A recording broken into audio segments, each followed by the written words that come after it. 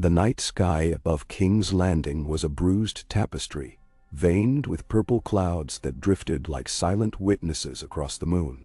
The city below pulsed with its usual dissonant symphony, distant laughter spiraling from wine-sour taverns, the clatter of hooves on cobblestones, the dull clang of a lone smith's hammer echoing through the alleys. But in the secluded gardens of the Red Keep an uncommon stillness pooled in the shadows. Eddard Stark, Lord of Winterfell and newly raised hand of the king, moved along the gravel path with a measured cadence, his breath misting faintly in the temperate southern air. Autumn in the north would have been sharpening itself into winter by now. But here in the south the season felt stalled. Like everything else in this accursed city, it lingered too long, corrupted by hidden heat. Ned's hand tightened around the hilt of ice, the great Valyrian blade resting in its plain leather scabbard across his back. And he told himself that the steel's ancient weight would keep his honor tethered even as the poisonous cord tugged at every thread of his being. He had sent his household guard to the king's warren of brothels earlier in the evening on a pretense, scattering his movements so they could not easily be traced. Only Jory Castle had been permitted to follow him into the keep's inner grounds, ghosting behind at a calculated distance. Yet now, as Ned reached a secluded stone archway draped in wisteria, Jory melted completely into darkness, leaving his lord to step alone into flickering torchlight. Littlefinger was waiting. Of course he was. Petyr Baelish leaned against a marble balustrade that overlooked the black glass of the river, a sly half-smile curving his lips. Candles from the lantern at his elbow cast buttery light across his narrow face, making the mockingbird pin at his collar wink like a living eye. "So this is how the stern wolf hunts," Petyr murmured, voice a smooth purr. Under moonlight, without a herald, one step from the heart of the court. "I confess, I did not expect you to be so decadent." "I am no hunter tonight," Ned answered, though the words tasted like iron on his tongue. "Nor do I care for your confessions. You summoned me in a riddle. Say your piece plainly, Lord Baelish." "Plainly?" Petyr's brow quirked. He straightened, hands folding behind his back with affected innocence. "Very well. You wish to know why Jon Arryn died. You wish to know whether House Lannister poisoned him, or whether the truth is uglier still. You think I hold the thread to unravel that tapestry?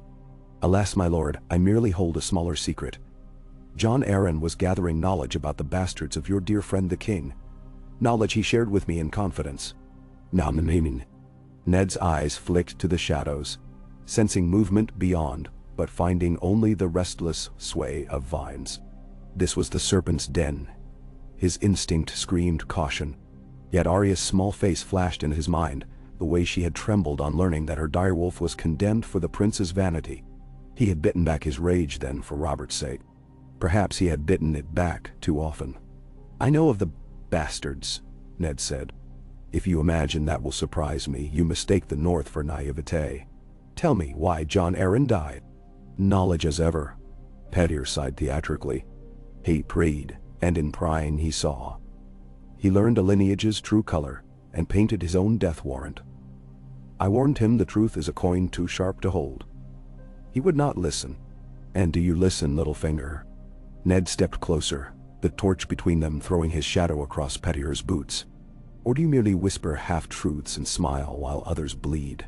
"Sometimes I bleed," Petyr answered, flashing a small knife from his sleeve with a flourish. The blade caught yellow light, but only when it profits me. The weapon did not worry Ned. What chilled him was the casual elegance of the gesture, the practiced ease. In Winterfell, a man who drew steel meant to use it, and if he meant to use it, he expected mortal consequence. In King's Landing, men like Petyr treated steel as conversation. Ned's voice dropped to a rasp. "Jon Arryn was brother to my house by marriage. He was a good man and a better foster father.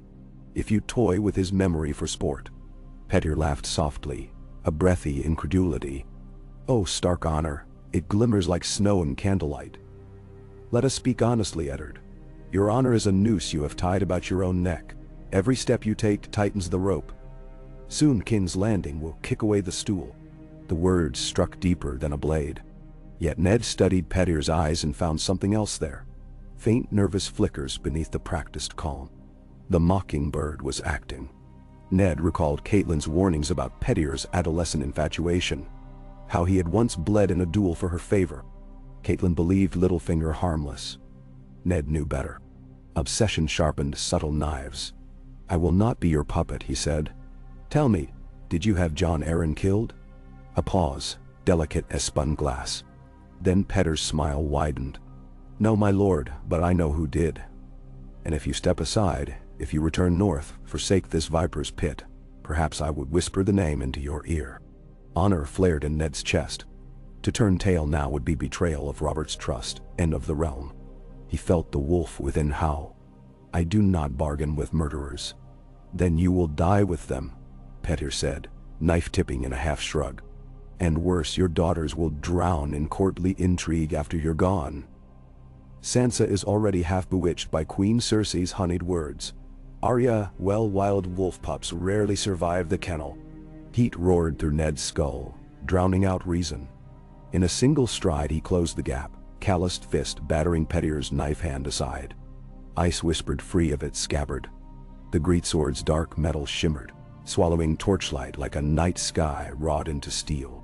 Petyr's eyes widened, not in fear, but in calculating shock, as if he weighed the odds that Ned was bluffing. He had only an instant to decide. Ned gave him none. The blade's edge kissed Petyr's collar, parted embroidered satin, and opened flesh beneath. A brief, bright line followed, spilling red over the mockingbird's sigil. Petyr staggered, one hand flying to staunch the wound. He raised his knife in reflex. Ned's left hand closed over Petyr's wrist and twisted.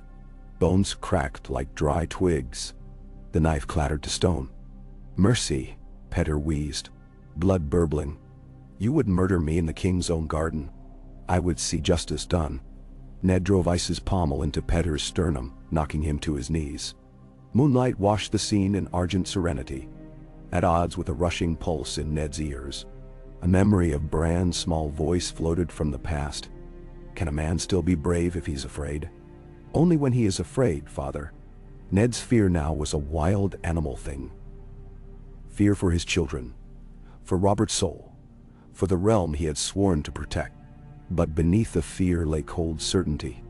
Littlefinger's plots were poisoned roots beneath every stone.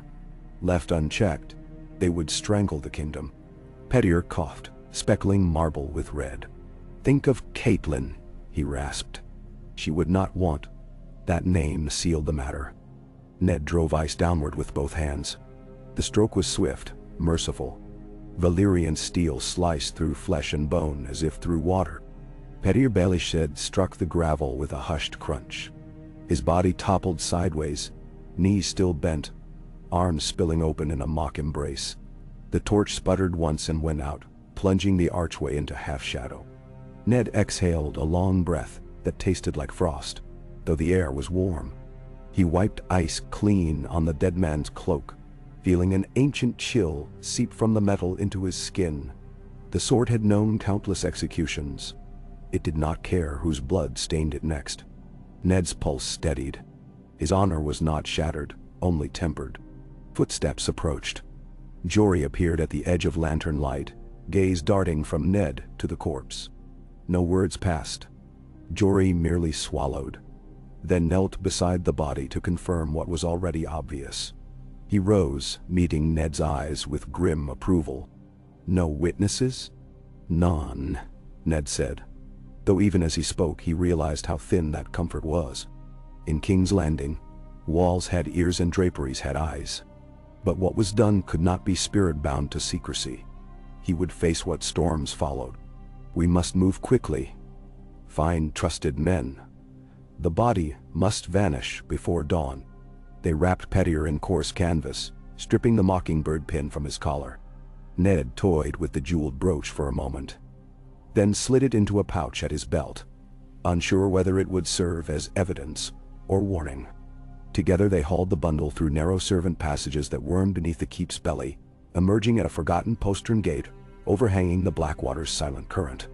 They weighted the corpse with rusted chains scavenged from an abandoned smithy and let it sink into dark water. Ripples fanned outward, erasing proof of the deed in moon-silver rings. Ned watched until stillness returned, then turned away. The night felt smothering, as if sky and river both held their breath. When they reached the Tower of the Hand, Ned dismissed Jory with a brief clasp of shoulder.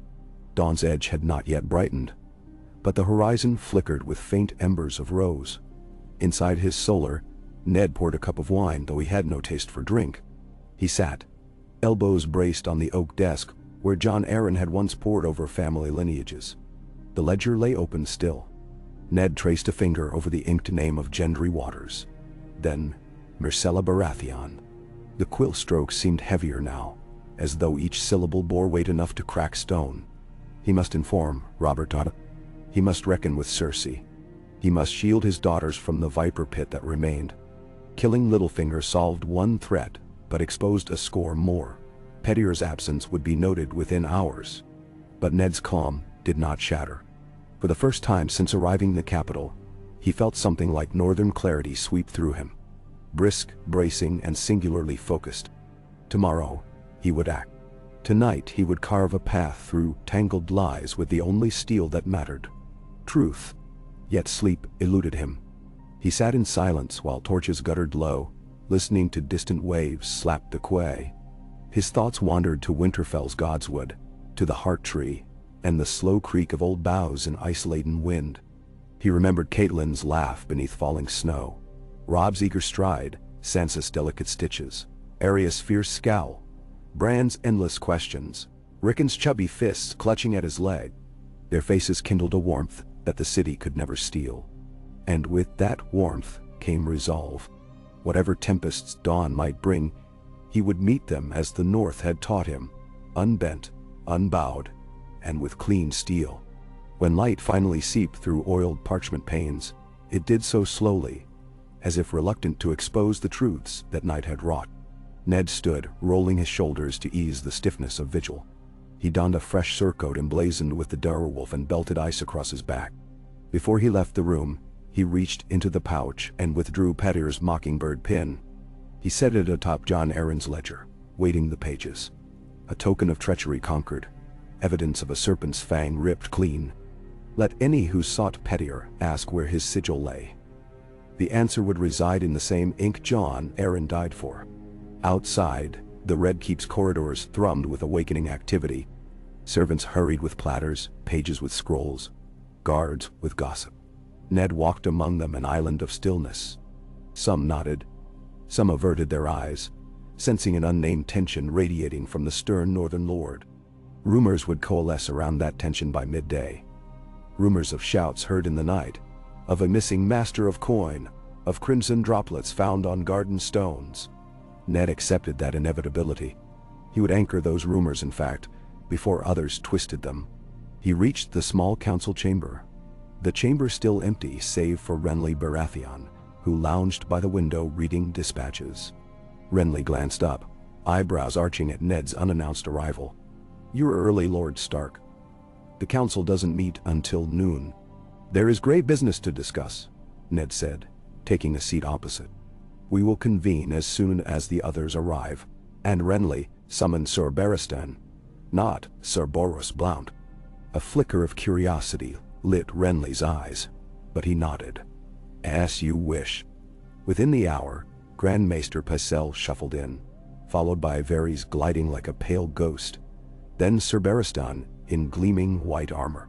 Seats remained conspicuously vacant, namely the one marked by a carved mockingbird, and the gilded chair reserved for Lord Tywin's son when he deigned to attend. Ned waited until quiet fell. He did not address Pettyer's absence at once. Instead, he spoke of finances, of grain reserves, of the crown's growing debts. Topics Littlefinger had, until the previous night, manipulated expertly. As Ned enumerated figures, he watched the others. Varys' placid mask cracked for a heartbeat, revealing something akin to wary fascination. Pycelle's drooping mustaches twitched. Renly's tapping fingers stilled. At last, Ned closed the ledger. "Lord Baelish will not join us again," he said. 4 sets of eyes fixed on him. He confessed to role in John Arryn's death and attempted to draw steel when confronted. He was dealt with. That was all? Silence enveloped the chamber like a velvet gag. Then Varys inclined his bald head slightly. A tragic turn, my lord. Tell me, were any witnesses present? Only loyal men of Winterfell, Ned replied. They will attest to his guilt should the king demand it. His grace must be told. Sir Barristan observed, though his tone carried no censure, only the solemnity of a knight pledging himself to law above intrigue.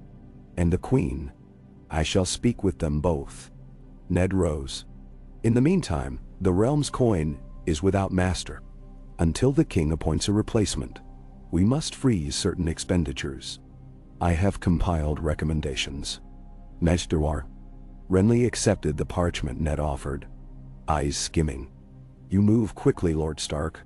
The North teaches that steel left out in frost grows brittle, Ned said. Better to strike while the forge is hot. Pycelle cleared his throat, the sound like parchment tearing. Might I counsel patience? Lord Baelish's ledgers are complex. A sudden freeze could sow panic among creditors, inciting unrest. Let them panic. Renly's voice sharpened. I've read his ledgers. Half the gold owed exists only on parchment. If we don't halt spending, we invite collapse. Niern? Varys folded plump hands. Chaos, my lords, is a ladder for some but a pit for most. I fear the small folk will tumble first. Then the lords can cushion their fall, Ned said. This council will restore honest coin. That begins by cutting off dishonest hands. He left them to debate nuances, striding toward the royal apartments. Outside the queen's chambers stood twin Lannister guards. They crossed halberds, barring passage. Ned halted. Summon Queen Cersei, he commanded. She is indisposed, one guard said, amber eyes hard as polished helms. Then I shall wait. Ned folded arms. Minutes stretched. Behind ornate doors whispers stirred, a hive disturbed.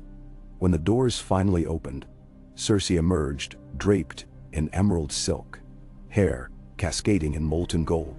Her expression was a mask of serene contempt. Lord Stark, she said, so very early. To what do we owe this frostbitten pleasure? Your grace. Ned inclined his head but did not bow. I come bearing grave news. The Master of Coin confessed to conspiring in Jon Arryn's murder. He is dead, killed while resisting arrest. Venin? Surprise flickered, too swift to feign. Littlefinger, a murderer? Surely you jest. I do not jest about death. Ned watched her pupils narrow, hunting for calculation. The king will be told. I trust you will attend the council when summoned. Cersei's voice softened, dangerous as a cat's purr. You act decisively, Lord Stark. A quality admirable in war, perilous in peace. Many may wonder whether your northern justice serves the realm or your own sense of vengeance. Justice serves itself, Ned replied. If you have nothing further, I will take my leave. She did not move aside.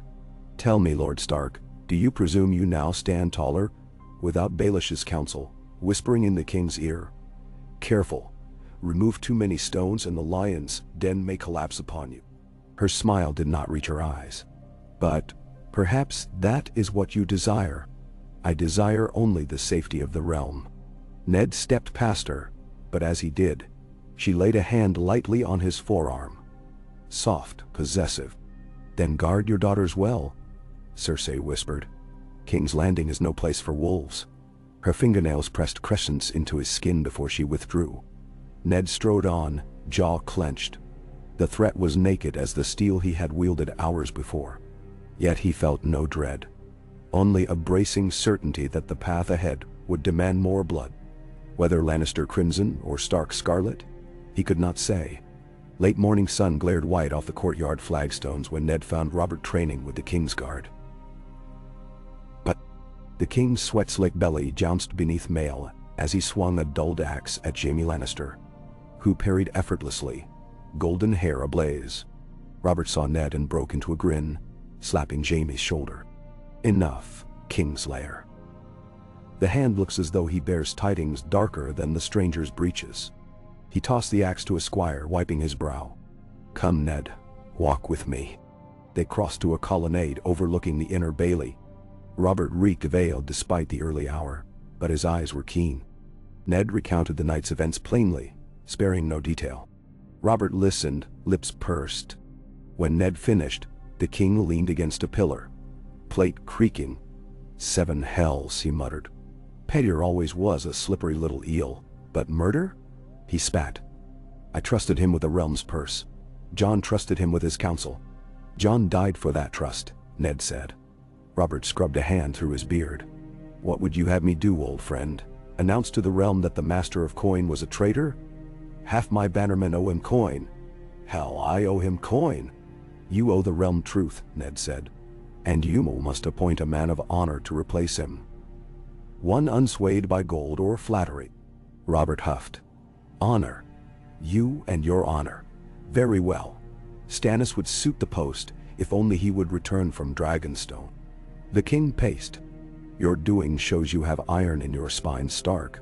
But beware. Cersei will see this as declaration of war. It was her house debt Petyr managed, Ned observed. She may grieve the loss of convenience more than the man.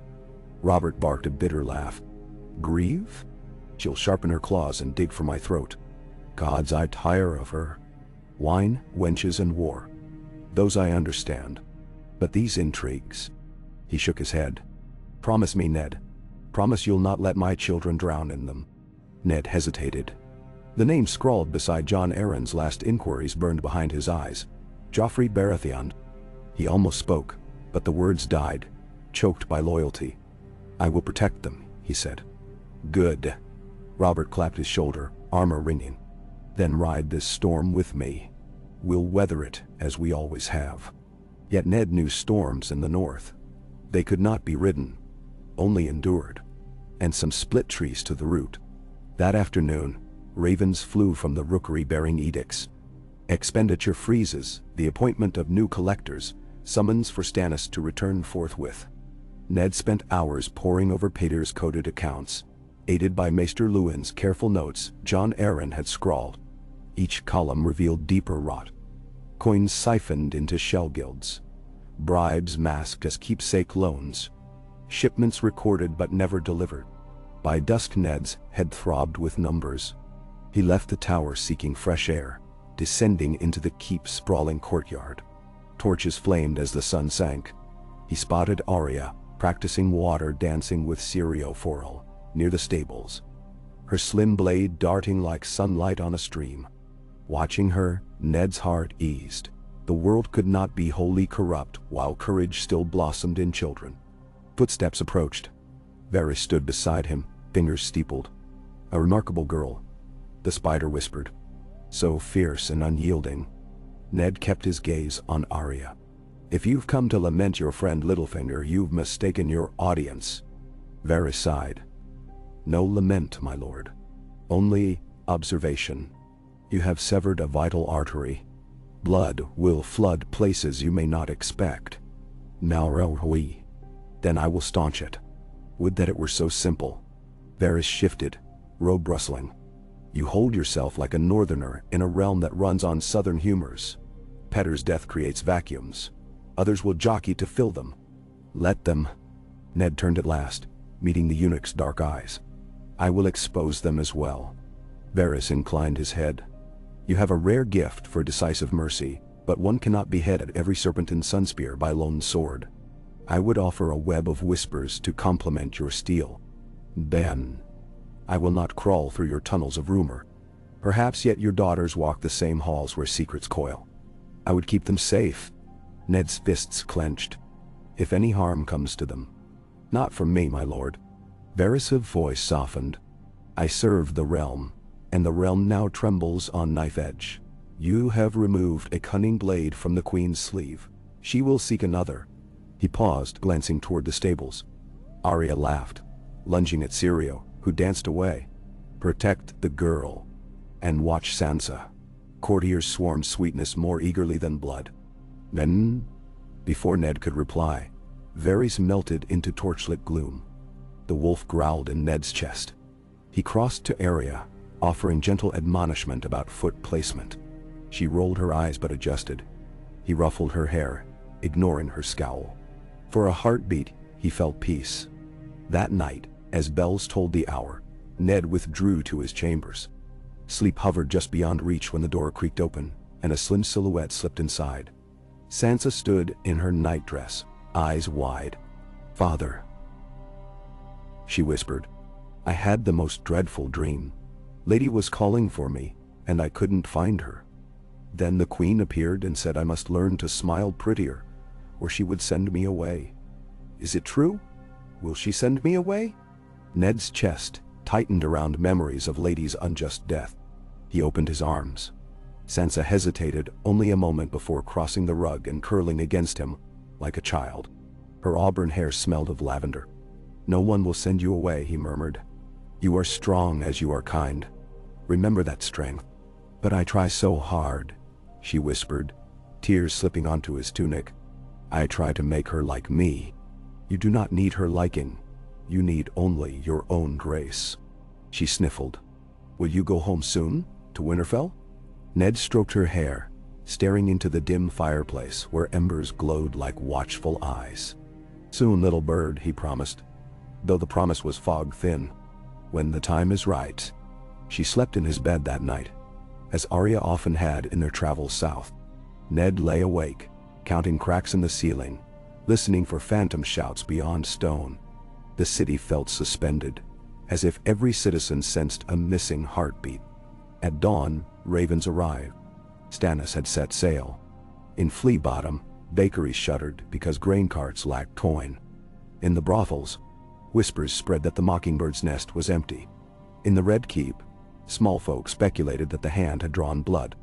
And in the Tower of the Hand, Ned Stark prepared to dismantle the next coil of corruption.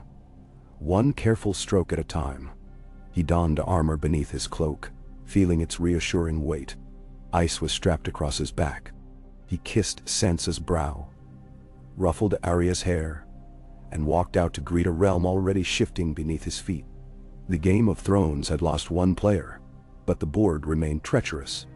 Ned felt neither triumph nor regret, only the sober certainty of a man who had chosen his path, come what may. His honor was the road, asphalted with peril, edged by snow-cold resolve. Every step forward would test the steel of his soul. Yet still he walked, because the North remembers, and in that remembrance lay the strength to weather any southern storm. A.K.A.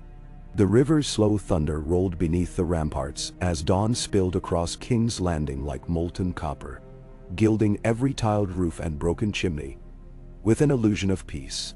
Eddard Stark watched the light crawl over the capital from the balustrade outside his solar, trying to imagine how the scene might appear to someone who did not know its crawl spaces writhed with secrets. A gull wheeled overhead, calling sharp and lonely in the hush before markets opened.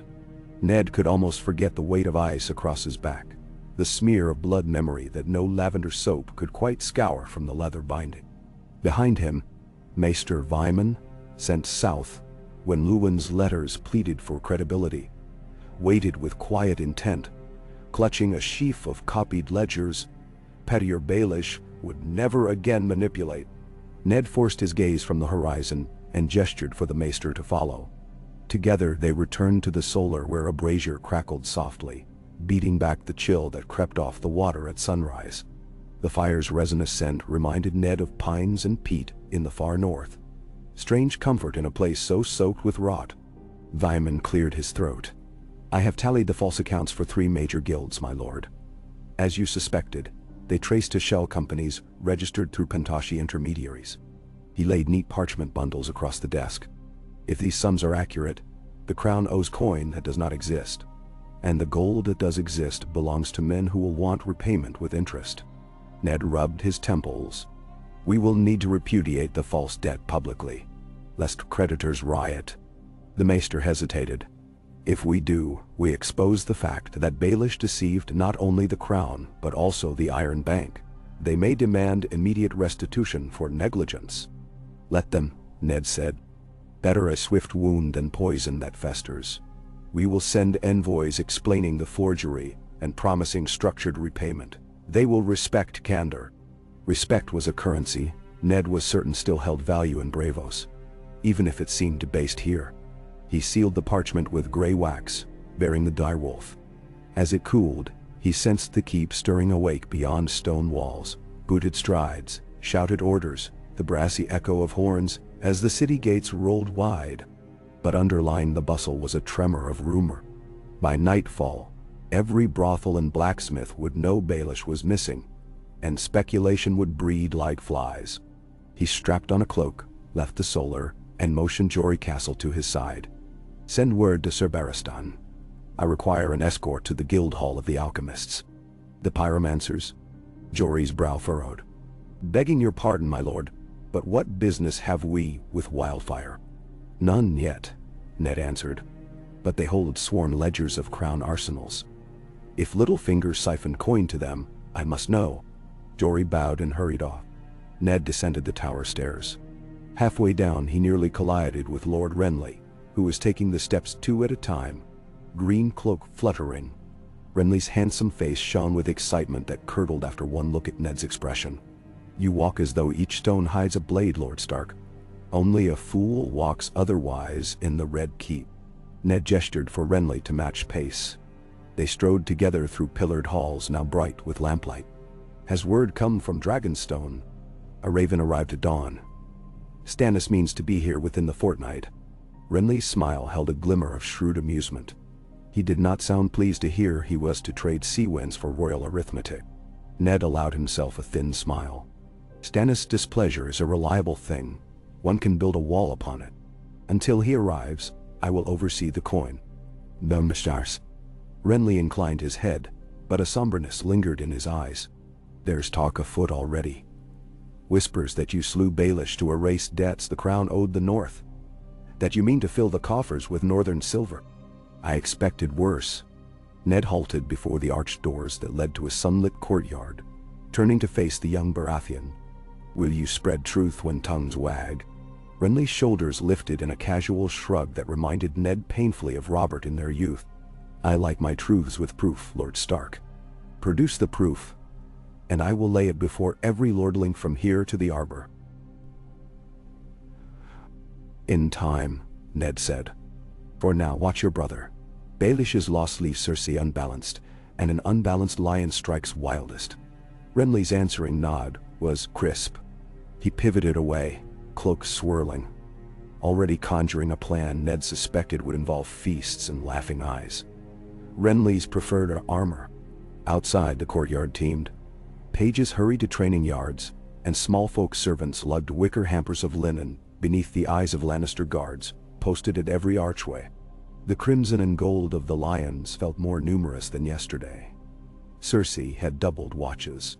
Ned's jaw tightened. Fear did not suit her, but retaliation surely would. He crossed to the stables where his escort assembled. 6 men in stark gray, and 6 white cloaks under Sir Barristan Selmy. The old knight greeted Ned with a respectful incline of head, visor tucked beneath an arm. "A solemn dawn for a solemn duty, Lord Hand." "I ride in search of records, not glory," Ned said, mounting his courser. "But I value the honor all the same." They left the Red Keep by a lesser postern, winding down the hill to the city's sulphur-sweet heart where the Alchemists' Guild kept its vaulted halls. The procession drew curious stares. Small folk paused mid-haggle, sensing the tremor in power lines though they could not name it. Children ran alongside for a stretch, pointing at Sir Barristan's white plate as though he were a storybook hero sprung from song. Ned wondered if any child would ever point at him so.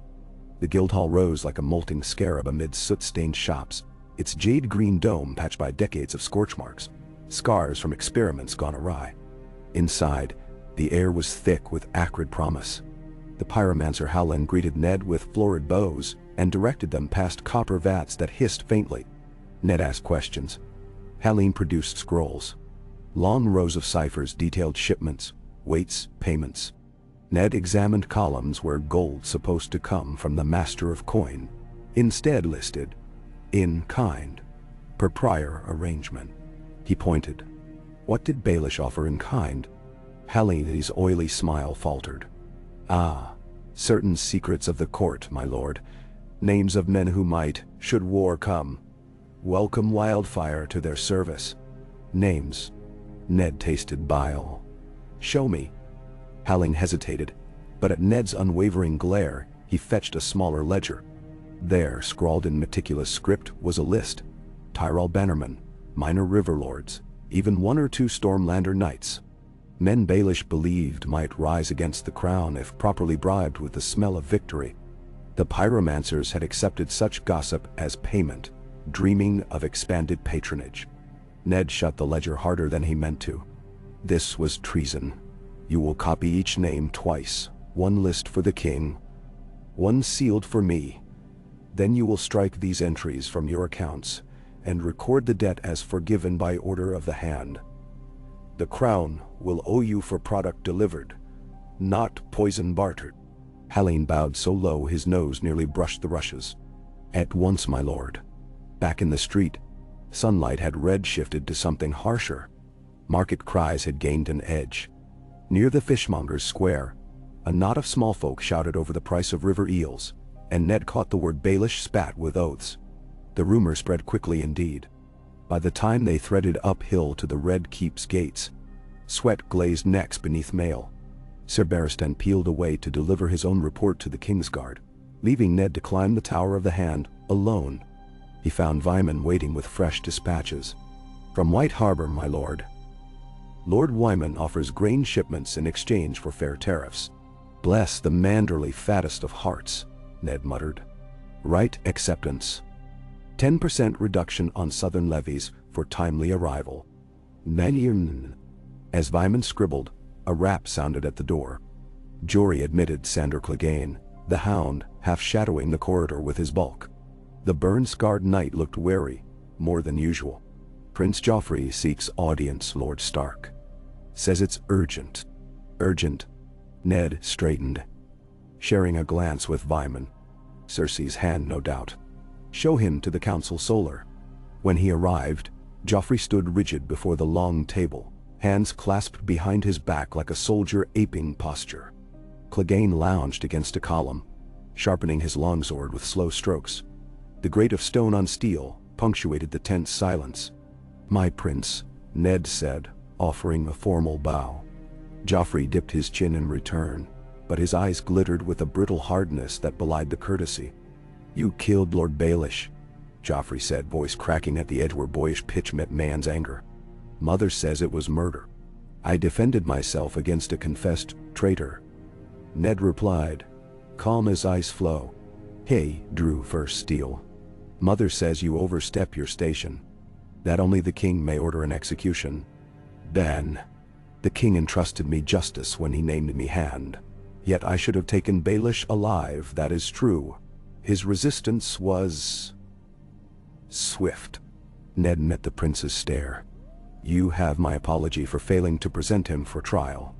Joffrey's nostrils flared. Apologies are for small folk. What of his property? His townhouse? His coin? Do they pass to the crown? A traitor's assets are forfeit, yes. But restitution of fraudulent debts must go first to those he wronged. The small folk. Mentor. At that word, Joffrey's lip curled faintly, as though tasting something foul. The boy turned away, studying the carved lions adorning the chairbacks. My mother says you are dangerous, he murmured. Father calls you brother still, but he is blind with drink.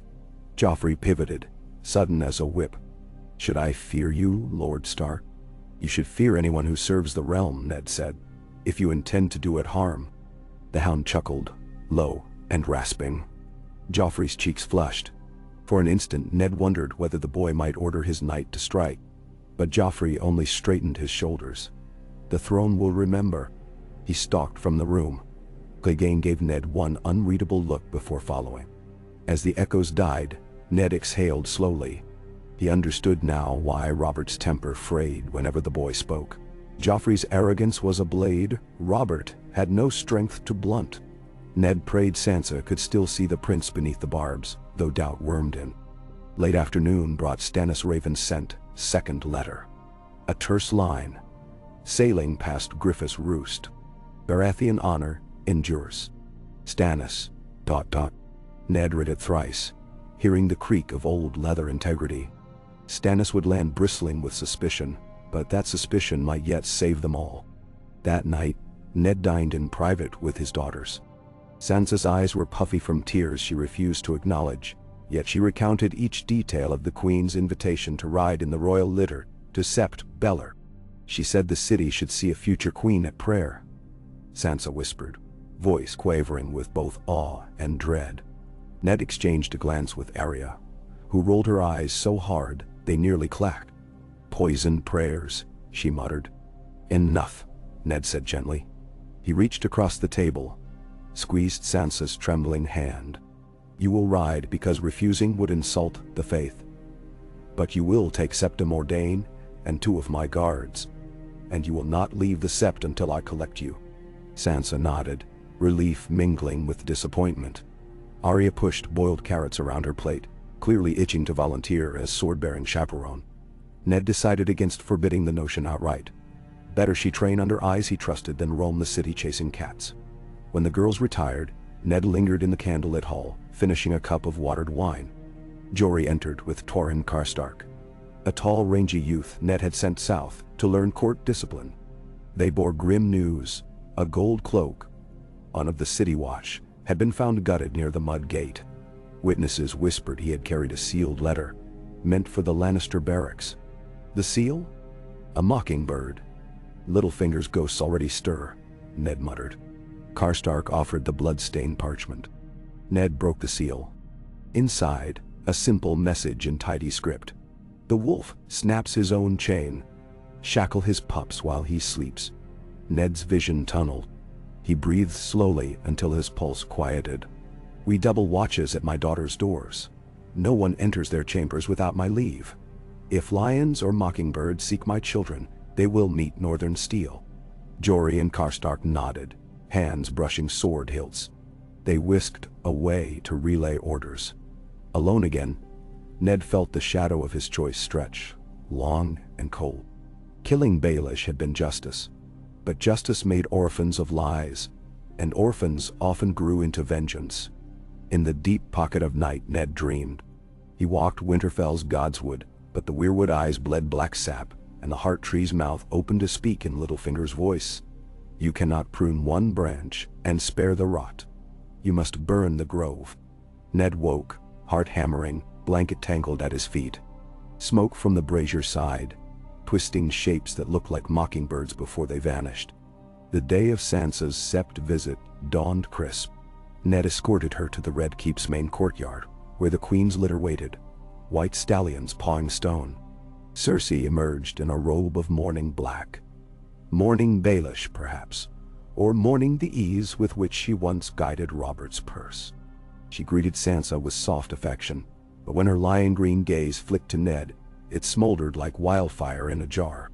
Our little dove has the grace of her mother, she cooed, adjusting Sansa's cloak. Ned kept his tone mild. Her mother finds hunting hawks more useful than doves. Cersei's smile thinned. Oh, I think doves have their uses. They are symbols, after all. People love symbols. She closed the litter door with a silken snap. As the procession wheeled away, Ned saw Queen's Guard shadows detach from columns to follow. He turned abruptly and strode to the practice yard, where Arya trained alongside acolyte squires. She thrust and parried with ferocious precision under Syrio Forel's hawk-eyed instruction. Ned waited until she paused to wipe sweat from her brow. Come, he said. We ride. They set off north of the city walls, with a direwolf banner carried by Karstark. The wind off the hills smelled of rosemary and dry grass. Yet the road was lined with beggars displaced by price shocks, fruit vendors whose coin vanished in Baelish's schemes. Ned tossed copper stars into their bowls. Each grateful cry twisted his heart, the realm bleeding from wounds he had not yet cauterized. Their destination was a low hill, overlooking the Blackwater. There, rubble marked the old sept of remembrance, long since razed by Maegor the Cruel. Ned dismounted, helped Arya from her horse. Tell me what you see. She scanned crumbling stone, weeds, broken gargoyles, ruins, dotty, hiding places. Yeah. Exactly. Ned knelt, drawing a rough map in dirt with his dagger. "Smuggler's tunnel here leads beneath the river wall. Few know it. If danger comes to the keep, you and Sansa flee there. Jory and Karstark will guide you, and you must obey them." Arya's gray eyes went steely. "I won't run. I'll fight." "You will live," Ned said, voice iron. "That is my command." She swallowed, then nodded, tracing the map with 2 fingertips as though committing it to flesh. Ned clasped her shoulder. He trusted her grit, but she was still 11. His insides knotted with guilt that he must teach escape routes rather than archery. They returned to the city before dusk. In the courtyard, Queen Cersei greeted them, hair aflame in sunset. Her smile was translucent glass. "Your daughter prays so sweetly," she said. The Septon was moved to tears. Ned sensed unspoken barbs, but merely bowed. Cersei leaned closer. "She asked me if boys always grow bold with wine. I told her some do. Some grow monstrous." Ned met those green eyes. "Monsters often masquerade as lions. Or wolves," she whispered. That night, thunder rolled over Blackwater Bay, though no storm came. Lightning forked, illuminating the keep's towers in brief ghost-white flashes. Ned paced his solar, reading Stannis' first-hand accounts of smuggling and corruption on Dragonstone. More rot linking to Baelish's network. Each revelation was another kindling stick beneath Cersei's wrath. Yet Robert remained oblivious, content to drink and hunt and brawl in the yard. Ned tried again to broach the matter of bastards, but Robert deflected with crude jokes about Gendry's mother. The king would not see. 3 days later, Stannis arrived at dawn, sails sable against pearl sky. His landing procession marched into the Red Keep in silence, broken only by gull cries. Ned awaited him in the council chamber. Stannis entered wearing browns and blacks, face tight as cured leather. "You removed Baelish and summoned me to clean his stables," he said without greeting. "Explain." Ned offered the ledgers, the pyromancer list. Stannis read swiftly, jaw bunching. "I warned Robert," he muttered. "Warned him years ago that the coin purse grew lighter each feast." He slapped the parchment down. "Very well. I will mend the leak. But you must give me full authority to cut throats if needed." "Nay, and your authority is the king's," Ned said. "Use it wisely." Their handshake felt like an armistice forged in frost. Stannis wasted no time, dispatching auditors to every counting house, freezing shipments, calling for ironborn tariffs. Varys observed with quiet approval, Renly with veiled irritation. The realm began to lurch from drunken stupor toward sobriety, but the hangover pains were fierce. Bread prices doubled. Riots flared in Flea Bottom. Ned sent watchmen with casks of northern ale to pacify crowds. He stood on a cart, promising restitution and grain. His earnest presence cooled tempers for a day, yet whispers persisted. The wolf starves the lion's cubs. On the 4th evening after Stannis' arrival, a hidden blade struck. Jory Castle returned from patrol bloodied, bearing a broken quarrel pulled from a cloak fold. "Crossbow from the roof," he panted. "Aim for your window, my lord." Arya and Sansa were within that chamber at the hour. Ned's bones iced. He ordered the girls moved to Maegor's Holdfast, highest room deep within stone thickness. As they walked lantern-lit corridors, he saw terror in Sansa's eyes and fury in Arya's. He put arms about both. "This ends soon," he promised, though he no longer knew how. Cersei's reaction when confronted was a mask of outrage. "Attempted assassination of noble children?" she hissed. "Unthinkable. The Queen condemns it." Yet Ned noted she did not offer Lannister men to help guard them. Her eyes moved over Arya like weighing a corpse. That night Ned convened a clandestine meeting with Stannis, Renly, Ser Barristan, and Varys in the Tower of the Hand. A single lantern glowed on the table, casting long shadows that jostled like restless ghosts. Ned laid out Jon Arryn's findings, the lineages, the truth of black-haired bastards and golden-haired heirs. Silence fell like an axe. Stannis spoke first, voice brittle glass. "I suspected, but proof. 7 save us." He tapped the parchment, listing Gendry Waters, Bara, the others. "Robert must know." Renly's face blanched. "Robert will kill Cersei, and Joffrey, And Tommen, Myrcella too, then Tywin will raise the city. Tywin may raise the city anyway, Stannis snapped. Justice is not a market stall where you haggle children's lives. Ser Barristan's white cloak fluttered as he shifted. Your Grace's children are innocent. Yet law is law. The realm bleeds already. Another civil war. I will not see innocents murdered, Ned cut in. Nor will I see the throne usurped by illegitimacy. We must prepare Robert to hear truth, then secure the children in safety before Tywin moves. Varys's soft voice slipped through tension. Perhaps, my lords, we consider less turbulent courses, should Robert die. Speak plain, Stannis growled. If the king were to perish in his cups, a line of succession must already be in motion. A claimant with broad support. Lord Renly say. Renly stilled. Ned slammed a fist on the table. Enough. I will not conspire to murder Robert. A pity. Varys sighed. Yet his expression remained smooth as polished egg. Then braced for sharper storms. They dispersed with nothing settled.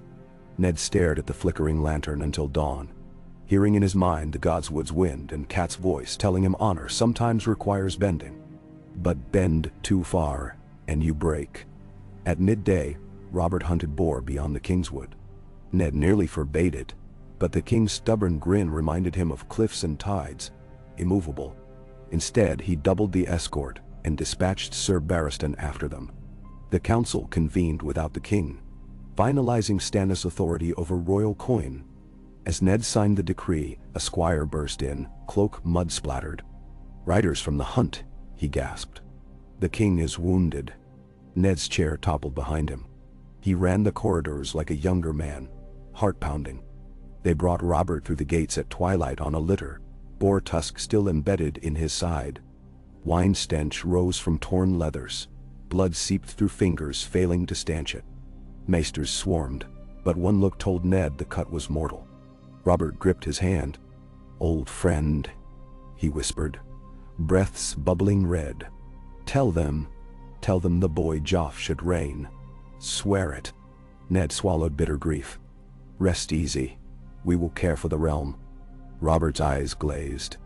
The breath under his ribs hitched once, twice, then stilled. Thunder hammered in Ned's skull. He rose, hands stained. Around him clamor erupted, guards shouting, maesters wailing. He met Stannis' gaze across the hall. A silent accord passed. The die cast. Night's curtain fell thick. Ned penned 2 letters.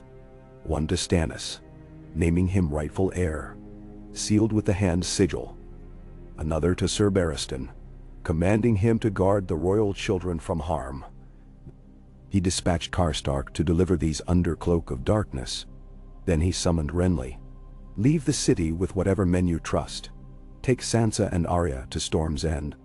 Renly shook his head. Storm's End is not so far that Tywin's reach cannot stretch. Come with me instead. Crown me, and I will protect your daughters. His voice trembled with urgency. The realm will not follow Stannis. He's as loved as Ironwood. Stannis is the king's true brother. Ned's words tasted of winter mint, brisk, uncompromising. I will not break the line of succession. Renly cursed softly and fled the tower. Ned watched him go, heart hammering. In refusing Renly, he lost half the realm's armies. In supporting Stannis, he risked them all. Yet honor left no other path. Before dawn, iron-shod boots battered the courtyard.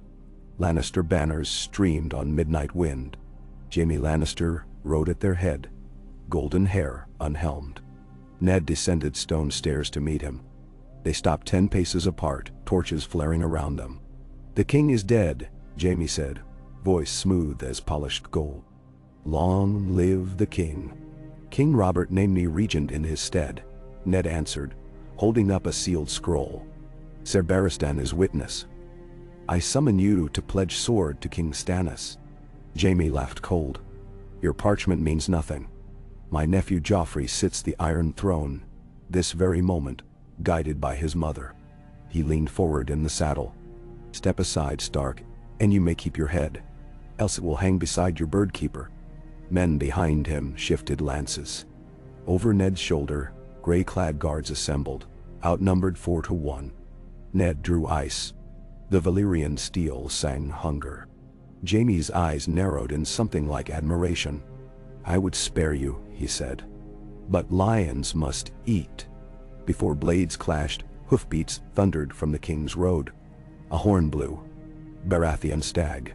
Riders, in black and gold, burst into torchlight. At their fore, Davos Seaworth raised Stannis' banner, a crowned stag in fiery heart. Lannister horses shied. Jaime wheeled, issuing sharp commands. The courtyard erupted. Steel rang, torches fell, shadows whirled. Ned fought beside Torrhen Karstark, parrying a lion's halberd, answering with ice's lethal kiss. Sparks sprayed like fireflies. In the melee he glimpsed Jaime carving a brutal path toward Davos. Then Renly's green cavalry crashed in from the eastern gate, having reconsidered at the last. 3 claimants to one throne united for an instant against golden usurpation. Smoke thickened. Arrow shafts thudded into shields. Ned cut a crossbowman from saddle, pivoted, and saw Arya scrambling across battlements, needle flashing. "Back!" he shouted, but his voice drowned in din. She ducked beneath a Lannister sword, hamstrung him. Pride warred with terror behind Ned's ribs. Then trumpets split the night. City watch poured in, cloaks black and gold, but under Stannis' coin they raised stag banners instead of lions. The tide turned. Jaime Lannister, seeing lines fold, spurred his horse at Ned. Their swords met with a shriek that rattled bone. Jaime's skill was a river. Ned's a glacier, slow, inexorable. Each time Jaime slipped a thrust, ice returned heavier. Finally Ned caught a feint, locked blades, and drove a mailed knee into Jaime's breast. Kingslayer crashed to flagstones, helm ringing off his skull. Torrhen's boot pinned Jaime's wrist. Karstark's dagger glinted at throat. "Yield," Ned commanded. Jaime's laugh was blood-flecked but clear. "To a wolf, a stag, and a crabfinger knight? Kill me. Anina." "Death is mercy," Ned said. "You will live to stand trial." Dawn's thin light crept into the courtyard. Lannister banners lay trampled under stag and direwolf. Smoke drifted skyward like the last breath of chaos. Ned sheathed ice with hands that trembled only now that battle was done. At first light, Maegor's holdfast doors opened, and Cersei emerged flanked by guards, who laid down swords at sight of the field. She held Tommen by one hand, Myrcella by the other, but Joffrey was absent, secreted away by loyal lions, rumors said, toward the rock. Cersei's golden hair glimmered, but her face was drawn, eyes ringed with shadow. She looked at Ned across the bodies of her fallen men. "You have destroyed all," she whispered. "I have saved the realm from a lie," Ned said. "Do you think honor bright as yours can mend what you break?" Her voice cracked, then steeled. "When lions roar again, remember this dawn." She surrendered her children to Ser Barristan's escort. As she passed Ned, she hissed, "He loved you, you fool. Robert loved you more than his own sons." Ned met her gaze with winter calm. Then he should have loved truth. He watched as Cersei was led away, shoulders straight despite shackles. The sun climbed, scattering rose light over charred stone. Stannis approached, sword nicked, brows furrowed. "The city is ours, but peace will cost more blood. Tywin's host will march." Ned nodded. "Let him march. We will greet him with justice and letters bearing the king's seal. If he bends the knee, his grandchildren may yet live. And if he will not..." Ned stared east where the black water shimmered beneath rising sun. "Then honor will meet ruin on the field as it must." Stannis followed his gaze. "You are a hard man, Stark. A colder one than I was." Ned touched Icy's hilt, feeling in its chill the echo of every vow his blood had ever spoken. But the North remembers, and there is warmth enough in memory to outlast winter. High above, ravens wheeled, black punctuation against brightening sky. Their cries carried over ramparts, across market squares, through palace corridors newly scrubbed of shadows. They heralded a realm reborn in truth, however jagged, and a war just begun, fought not for thrones or crowns, but for the soul of a kingdom that had forgotten its reflection. In that burgeoning light, Ned Stark stood unbroken, his honor not a noose but a sword. And though the road ahead wound through fire and ice alike, he would walk it, step by steadfast step, until the last lie fell silent beneath northern snow. Ki. Snow in King's Landing was always an omen. A soft white alien whisper settling over red roofs and blackened ramparts where sun-bleached gulls normally perched. The flakes began at dawn 6 days after the courtyard battle, drifting across the Blackwater in vagrant spirals before melting on the river's oily swells. By mid-morning, however, the chill had sharpened. Cobblestones glittered with fragile crusts, and the sky hung low and pewter, as though the wall itself had exhaled. Eddard Stark felt the cold as a reminder rather than a burden, a homing pulse that cleared the clamor of the capital from his thoughts and filled the hollow beneath his sternum with iron calm. He stood beside Stannis Baratheon atop Aegon's high hill, both men cloaked in wolf gray and stag black, surveying a city that seemed arrested between breaths. Below, masons hammered scorched lintels back into place, and bakers warmed their ovens with precious coal shipped by Wyman Manderley's galleys. Lines of small folk queued outside sept granaries, where Karstark guards dispensed winter wheat at half price. Scarcity bred tempers, yet Ned saw how the frosty hush made folk speak softer, as though afraid to crack the brittle air with anger. Even flea bottoms simmered rather than boiled. Tywin crossed the Blackwater Rush 3 days ago, Stannis said, voice like flint struck once. He is encamped at Hayford, 10,000 foot and half again as many horse. A modest banner for the lions, Ned answered, tugging his glove tighter. Scouts say his outriders wear cloth over crest. Concealing numbers is its own message. Stannis grunted. Message enough that he marches at all after offering truce. The red wine navy hems his grain at sea. He grows leaner every league he rides. Hunger turns even lions cautious. Hunger turns lions desperate, Ned corrected, nodding toward the smoke rising from the city's chimneys. We must not mirror his desperation. Then we press advantage. Stannis crossed arms over his breastplate. Ride out. Offer single combat. My claim sealed in your honor. End this without siege. Tywin has never hinged fate on a duel, Ned said. He will swat aside banners of courtesy the same way he deserts feasts once the carvings pour. He wins by certainty. Stannis' jaw tightened. Certainty wears 2 faces, Stark, numbers, or terror. We have not the first. Terror, then? Now. Ned felt the wind tug pale strands of his hair. Wildfire is terror. But we would scorch folk who fear us already, win their hearts, and numbers follow. A humorless smirk twitched Stannis' lip. You would make a decent Baelor the Blessed if you shaved. He turned to gaze down the slope where workmen erected a new gallows before the gate of the gods. A structure tall enough to be seen from every market district. Your wife arrives on the morrow, he added. Ravens confirm her convoy at the Trident. The news struck Ned's breast like sudden thaw, painful, relieving. Catelyn's letters had pledged support from River Run. Now she risked the Riverlands in winter to stand at his side. He pictured her stern smile, her fierce love, and for a moment the chill shrank from his bones. Pray the roads stay open. They will, Stannis said, though whether promise or threat, Ned could not tell. The king studied snow, swirling around his boots. Maester Cresson once told me snow south of the Blackwater meant the gods grew impatient.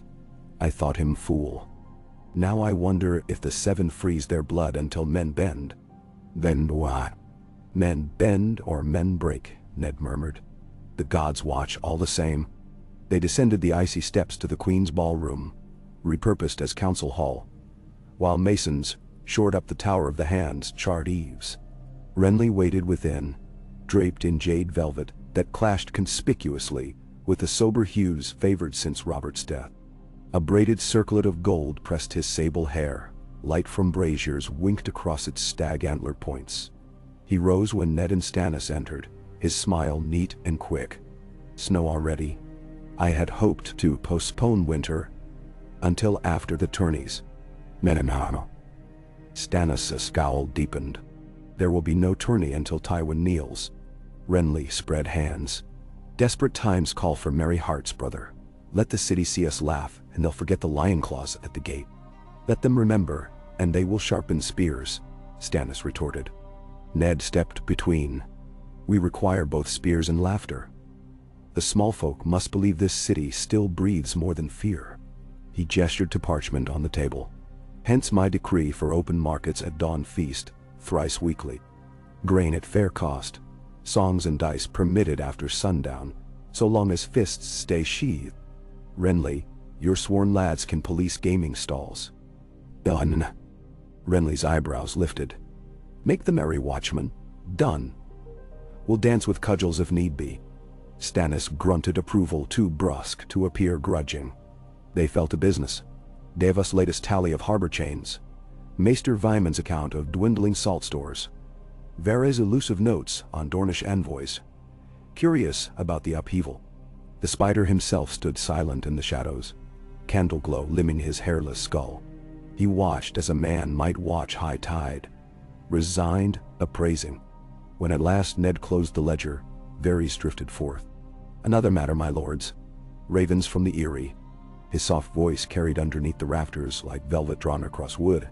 Lady Lysa demands her husband's avenger. He placed a scroll before Ned. Wax cracked as Ned unfurled it. Lysa's tidy hand had hardened since Jon Arryn's death. Letters spiked, ink blotched. She called the capital a nest of vipers, vowed to keep the Vale sealed, and demanded Ned deliver her sister's daughters for fostering at the Eyrie, far from the blood-steeped walls that devoured their father.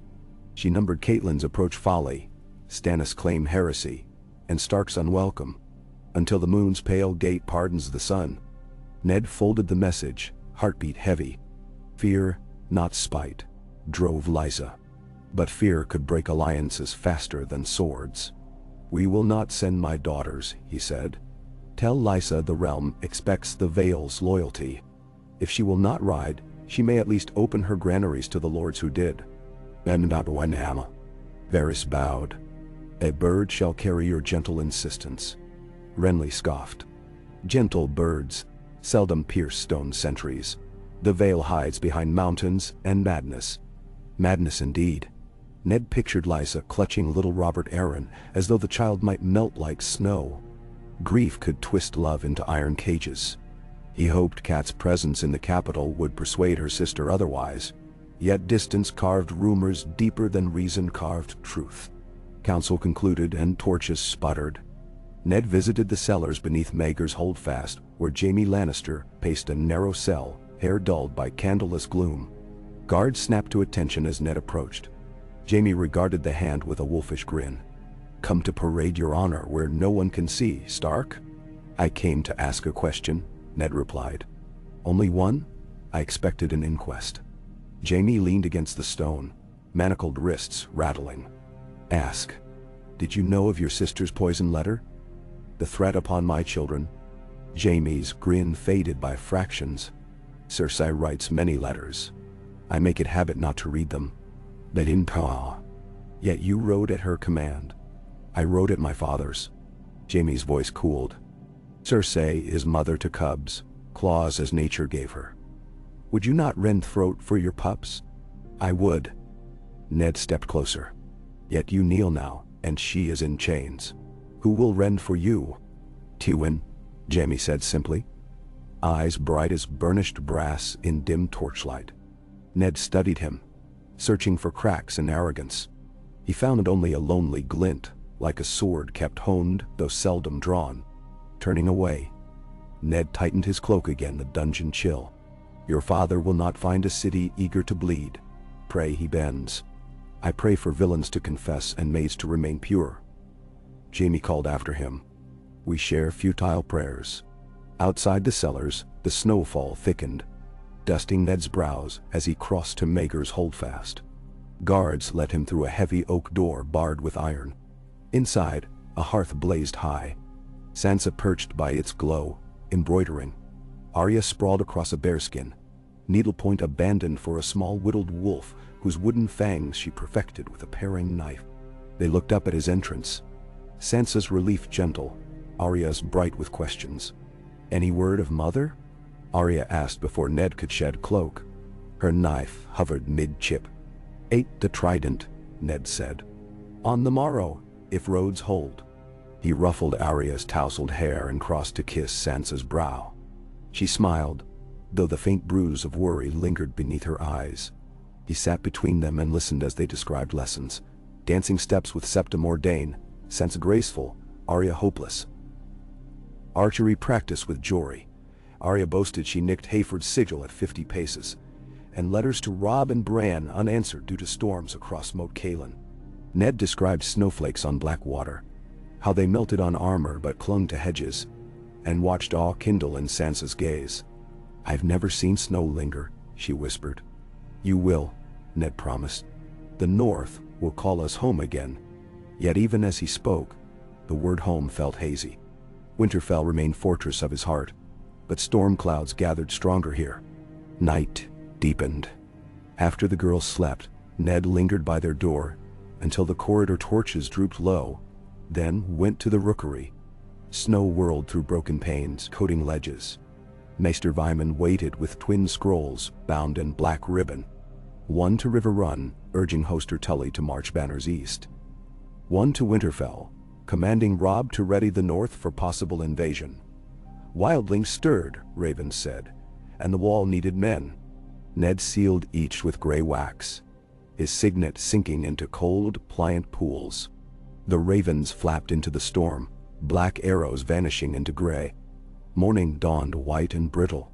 The city woke cautious, footfalls muffled by drift. Merchants shoveled alleys. Children built lopsided direwolves, dotting muzzle with bits of coal. Ned rode through them on his way to the river gate, where Catelyn's convoy would arrive. Karstark knights formed honor guard behind him, cloaks snapping in bright gusts.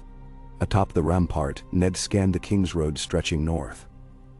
A pale ribbon beneath ranks of leafless trees glazed in hoarfrost. By noon, hoofbeats drummed. The column emerged. Banners of trout entwined with direwolf. A long wagon bearing a traveling hearth at center. Snow plumed off wheels. Ned's throat tightened as he picked out Kat's auburn hair cresting the lead coach. When she dismounted, they embraced without words. Only after a silent moment did Kat step back, surveying the frost-draped capital. "Gods," she murmured, gaze roving arrow-scarred towers and black-lipped windows. "It looks haunted." "It may be," Ned said, "but ghosts are honest. They cannot parley falsehood." She smiled at the stubborn Northman she knew and brushed ice from his beard. "I rode hard to reach you before the lion's roar. Tell me everything." They walked the courtyard where handlers unharnessed her horses. Ned recounted battle, Robert's death, Tywin's march, Sansa's ride to Sept Baelor, Arya's near arrow. Kat's face shifted from sorrow to cold fury. "Our children threatened thrice over. And still politics clings like burrs." She clasped his hand. "Show me this council that claims my trust." That afternoon, Kat sat at Ned's right in the ballroom hall. She listened as Davos explained harbor chains ready to sever any fleet's intrusion, and as Renly proposed a masquerade feast to lift spirits.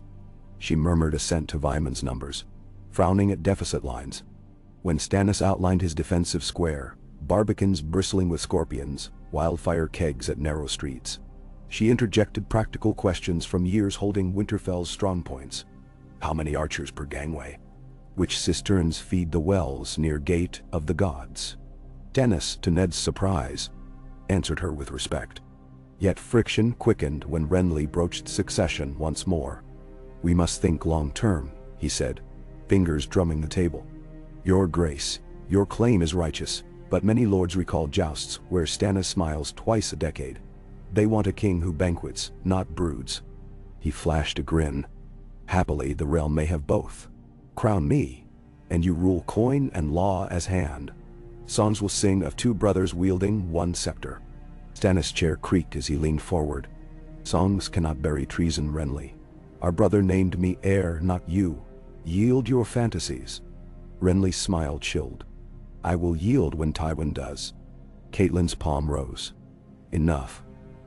The lion creeps closer while the stag butts horns. If you must contest, choose a field north of my daughter's dreams. Silence. Hard as frozen earth, settled.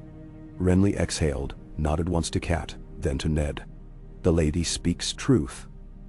We postpone this quarrel. But Ned noted how Renly's green cloaks traded glances as they departed.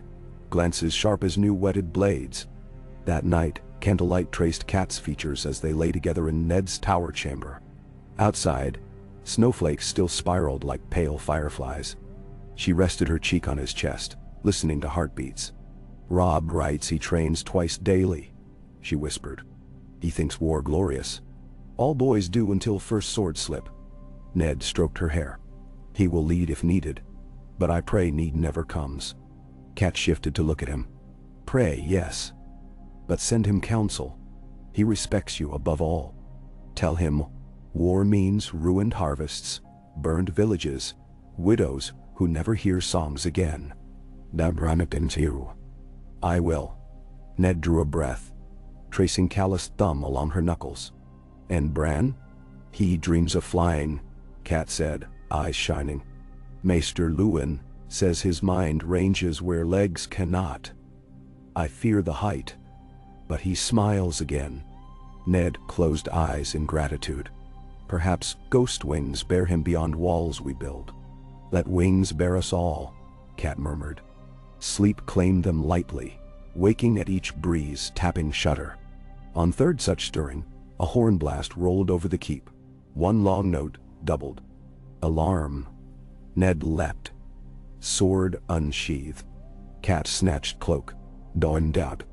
They hurried to the parapet where Karstark guards pointed south.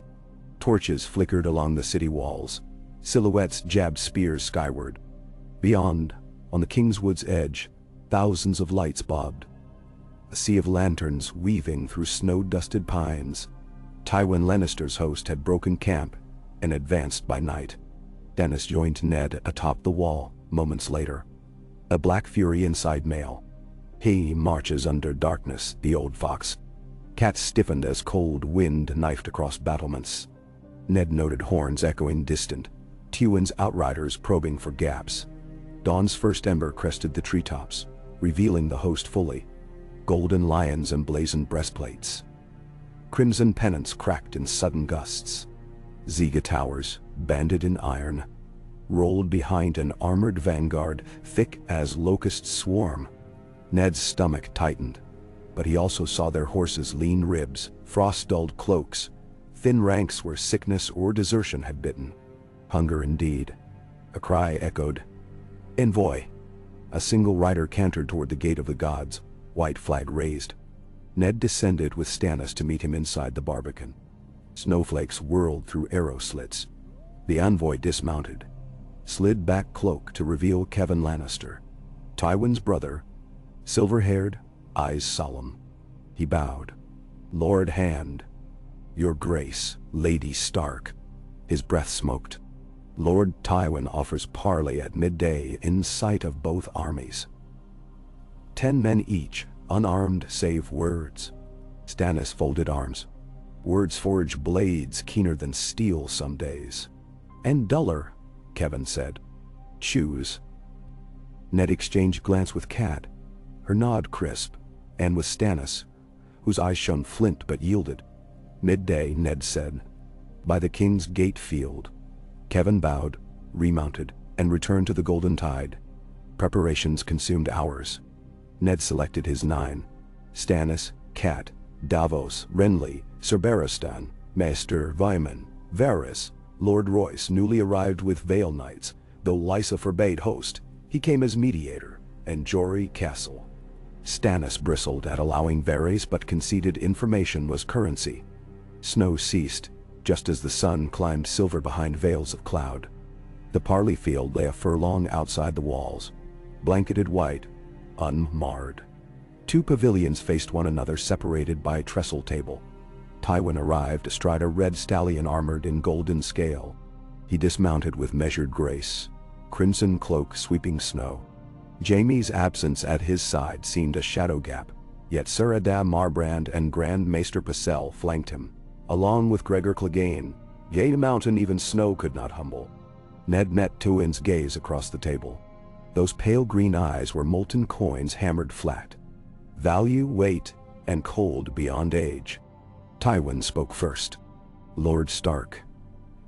You sit a wolf among stags. I sit hand to the king, Ned corrected. Rightful king by decree and blood. Blood is disputed. Tywin's breath fogged around syllables. Robert's bastards scuttle in flea-ridden alleys. Stannis bears books and letters, but the realm knows only crowns it can see. Where is Joffrey, my grandson, claiming mercy? And yet he fled, Cat said, voice ringing. Mercy rides not in shadows. Tywin flicked glance at her like assessing blade edge. Lady Stark, I mourn the day House Tully bound itself to wolves and left trout gasping on northern banks. He turned back to Ned. Return, Jaime. Release Cersei. Ben needed Joffrey, and we restore you Warden of the North. Debt forgiven, daughters matched to lords of Casterly Rock. Ned.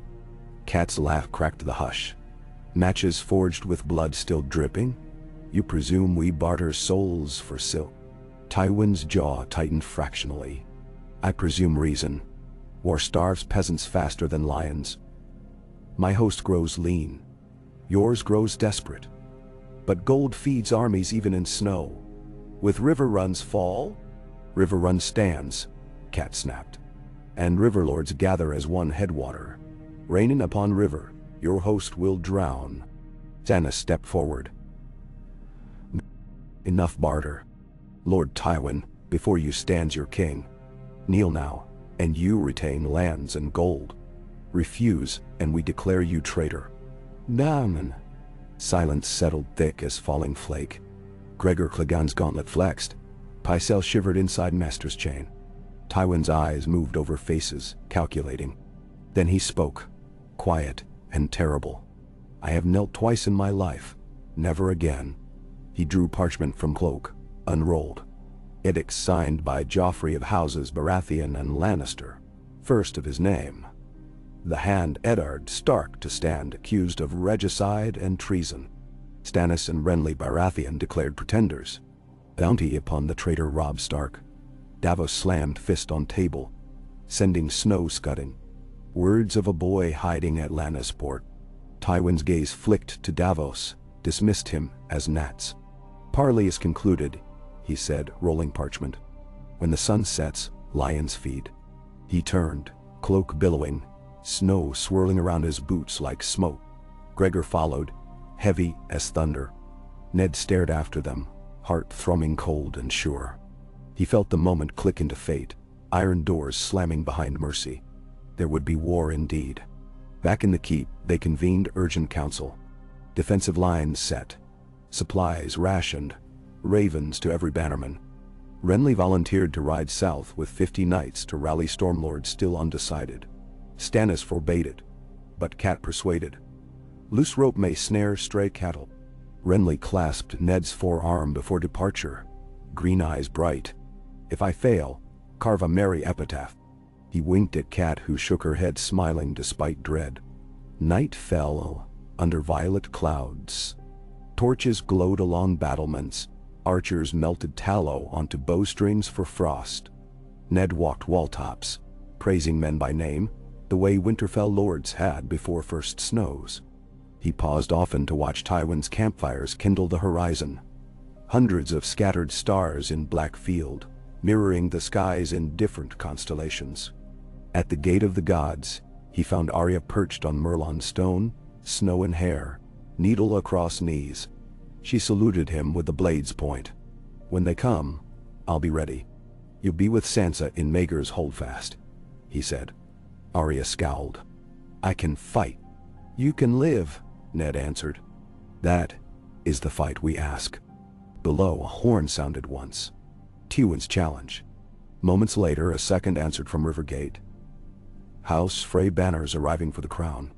Uncertainty rippled along walls. Ned's gut twisted. Walder Frey's allegiance as fickle as breeze. He dispatched riders to verify, while Arya vanished into stairwell's gloom. muttering about old men trading daughters for thrones. Hours wore on. Snow thinned under torch heat, water running down stone grooves in thin rivulets. Ned returned to his solar, setting ice beside hearth. Cat arrived bearing fresh parchment. Reply from White Harbor. Ships laden with onions and salted fish reached Gulltown, bound for capital via coastal cogs. Relief breathed through Ned like warm broth. Men could fight hunger, but not empty bellies. He scribbled thanks and exhortation to maintain supply. A tap sounded. Jory entered, face taut eye. Scouts report movement on western flank. Small force under black flag. Bolton flayed man. Bolton? Ned's skin prickled. Roos rides with Tywin. Seems to hedge bets, Jory said. They hold at Sow's Horn, raiding our foragers. Ned closed eyes. North sundered before war even reached their gates. But Robb would stand, he must. He penned separate raven, instructing Son to watch the dread fort, secure Carhold, dispatch more Mont men to hold Neck. Lightning flickered beyond Shutter. Thunder growled.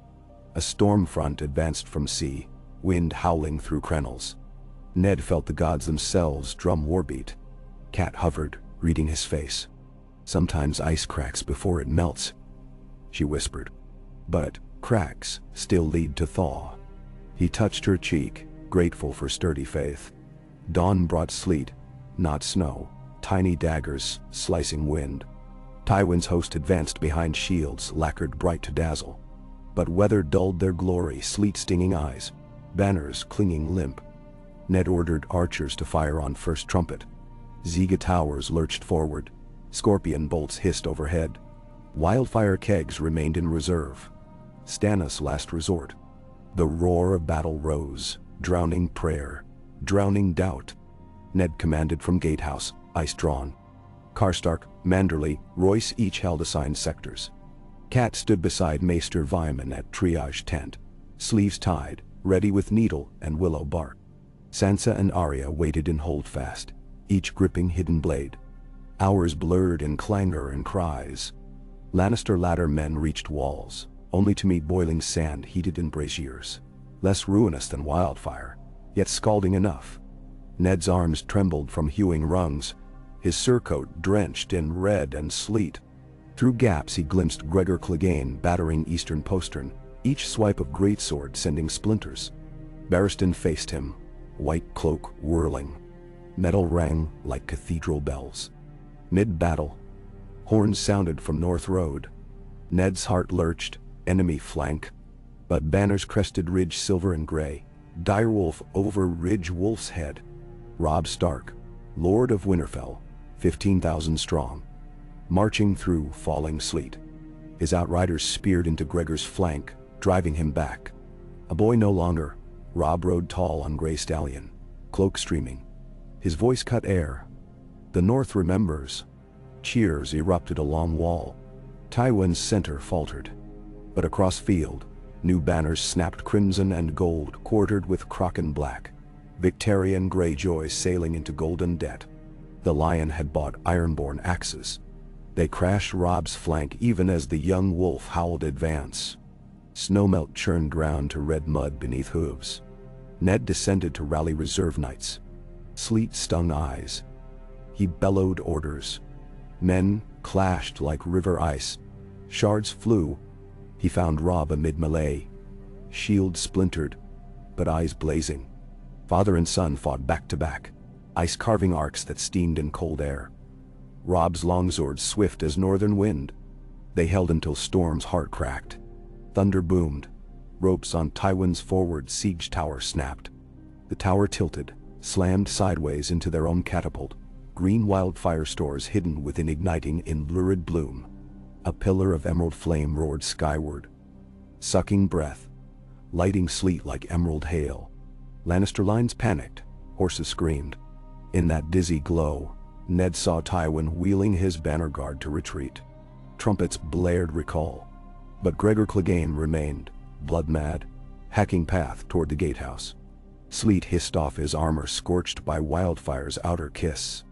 Ned pushed through knot of corpses, intercepting the mountain's descent. Their blades met with thunderclap force. Ice shivered, nearly torn from his grasp. Gregor's blackened helm dripped molten mail, but hate drove him. Twice he hammered Ned to one knee. Ned rose, bones aflame, parried third blow aside, stepped within guard, and thrust ice beneath Gorget into the gap where melted links sagged. Valyrian edge ripped upward with hiss like water on forge. Gregor's roar died in gurgle. The giant toppled, earth shaking. Silence rippled, an impossible hush amid chaos. Lannister morale cracked like thin pond. Horns of retreat shrilled again. Tywin's host withdrew, leaving ladders, dead, wounded groaning in red mire. Ironborn horns echoed retreat soon after, weary of wildfire pits along shoreline. Snow returned, gentle now, masking gore. Ned leaned on ice, chest heaving. Robb approached, face smeared crimson but eyes clear. "Father," he breathed. They clasped forearms, impossible to speak further. Night draped the field, broken only by watchfires and moans. Within walls, healers moved among wounded. Cat guided them to worst cases, blood soaking down to elbows. Sansa left Holdfast to fetch water. Arya skulked, searching for survivors of her own skirmish. Reportedly slit one poacher's hamstring. At council by dawn, Stannis spoke over map littered with stones. Black for Stark, gold for Lion. Tywin retreats to Hayford again. Losses heavy. He will sue for truce or summon fealty from lesser reach lords. Ned's voice hoarse. "We offer ransom for our dead, safe passage for enemy wounded, show mercy, win hearts." Stannis nodded, though reluctance echoed. "Mercy once. If he returns." "Hay won't," Cat said. "His best died here. Pride masks wound, but he will lick it." Naumsten. Robb, bandaged along temple, leaned over map Dole. "We pursue, end war beyond city, spare small folk more Ziga." Ned studied son.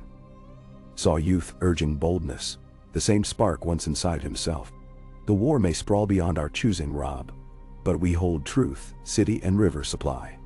Let Tywin taste hunger's patience as North long has." Council concluded with ravens to River Run and White Harbor, praising valor, and requesting boots and barley. Varys slipped Ned a scroll. Lysa opened Gate of the Moon at last. Vale Knights marched south behind bronze bird banners. Lightly concealed among them, Sweetroben traveled with Maester for health. Alliance mended by threat, greater than fear. Days passed. Snow melted into chill rains that cleansed streets of blood. Markets bustled, children laughed again at Jester's Renly insisted parade.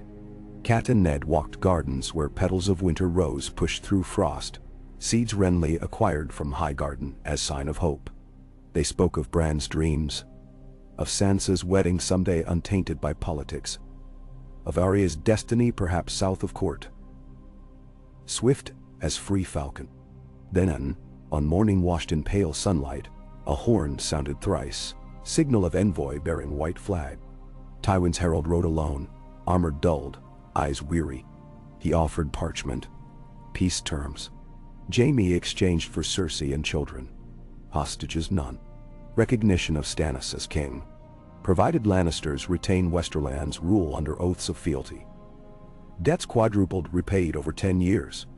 Northern and Riverland's burned villages recompensed in gold. Council argued hours. Stannis favored stripping Casterly Rock of half its mines. Renly urged acceptance before Reach Lords spurred revolt. Ned weighed lives against justice. At dusk he climbed battlements, gazed over city now humming. Snowdrops bloomed in cracks where fire once seared. He recalled Bran's voice. Can a man still be brave if he's afraid? Only when he is afraid. Reason asked compromise. Honor asked recompense. Mercy asked rest. Before moonrise, council reconvened. Ned spoke. War is not won by crushing flesh alone. It is won when children bury blades and break bread.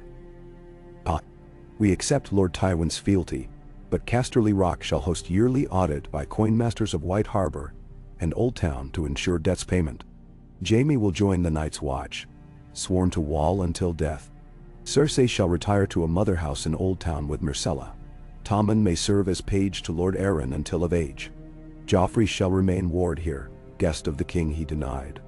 In time, perhaps, he will learn how crowns truly weigh. Nathan? Stannis' gaze flared, but Cat squeezed his arm. Reason cooled ire. One by one, council assented. Thus, winter's first snow ended not in annihilation, but a cord, patched like quilt of mismatched cloth. Frayed yet warmed. In weeks that followed, Golden Host limped west. Jaime rode north in black, escorted by Benjen Stark, who met convoy at Queenscrown.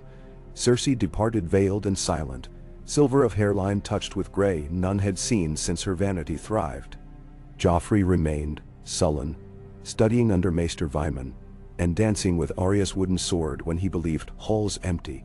She often watched, unseen. Spring crept early, coaxed by gardens Renly tended and grain White Harbor shipped. Snow melted into gutters, carrying soot and bitterness downstream. Yet Ned walked ramparts nightly, ice sheathed at side, remembering green wildfire sky and the mountains fall.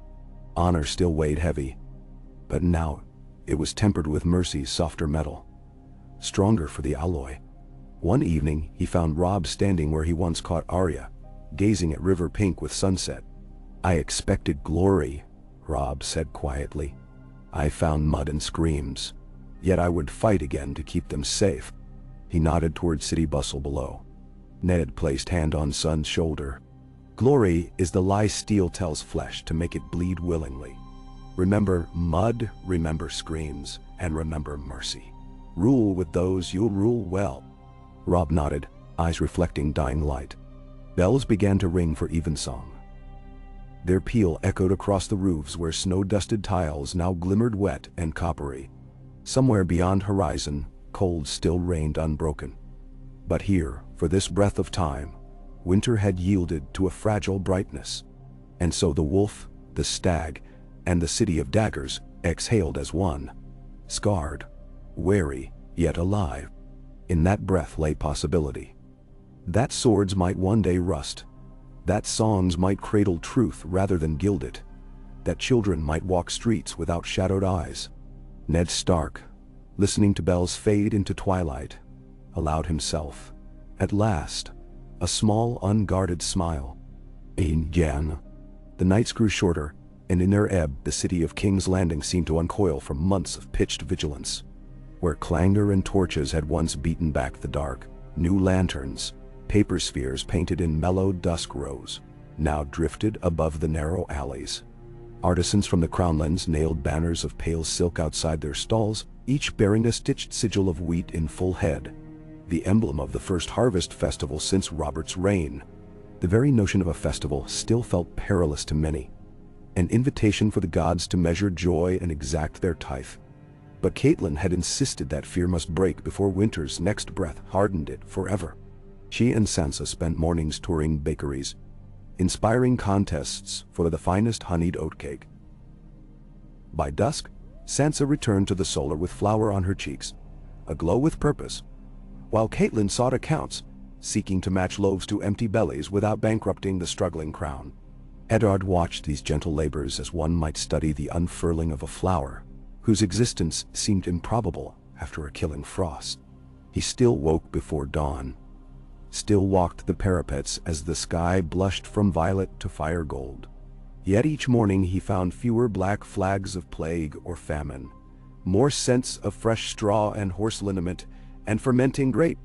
The realm was not healed. Scars lay raw beneath the surface, but the first sheen of granulation had formed.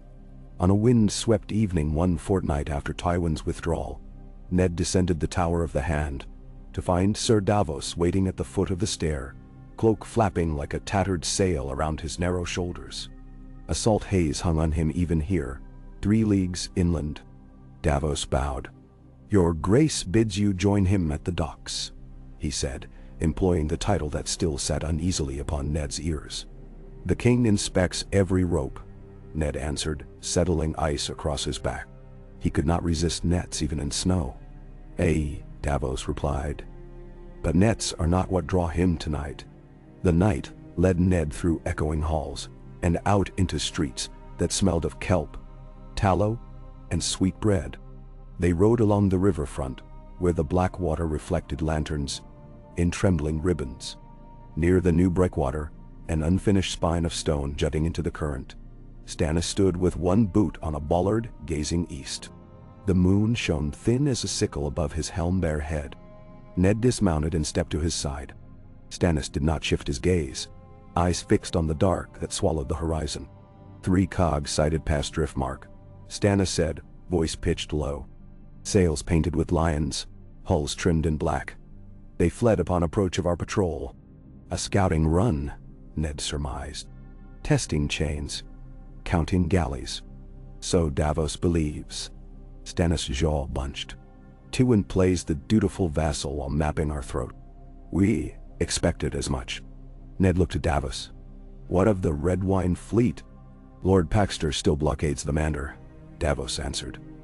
But he'll dispatch a dozen longships south to guard the gullet, once harvest stores are aboard. He hesitated. They'll not arrive before the moon's turn. Stannis let the cold river wind stir his cloak. Then we sharpened spears on land. He pulled a sealed letter from beneath his cuirass and offered it to Ned. Roose Bolton vows fealty in parchment, yet claws at the neck in secret. He courts Greyjoy reavers, still sulking beyond Fair Isle. We move north, press him between Robb and us before Icelock's moat, Kaelin.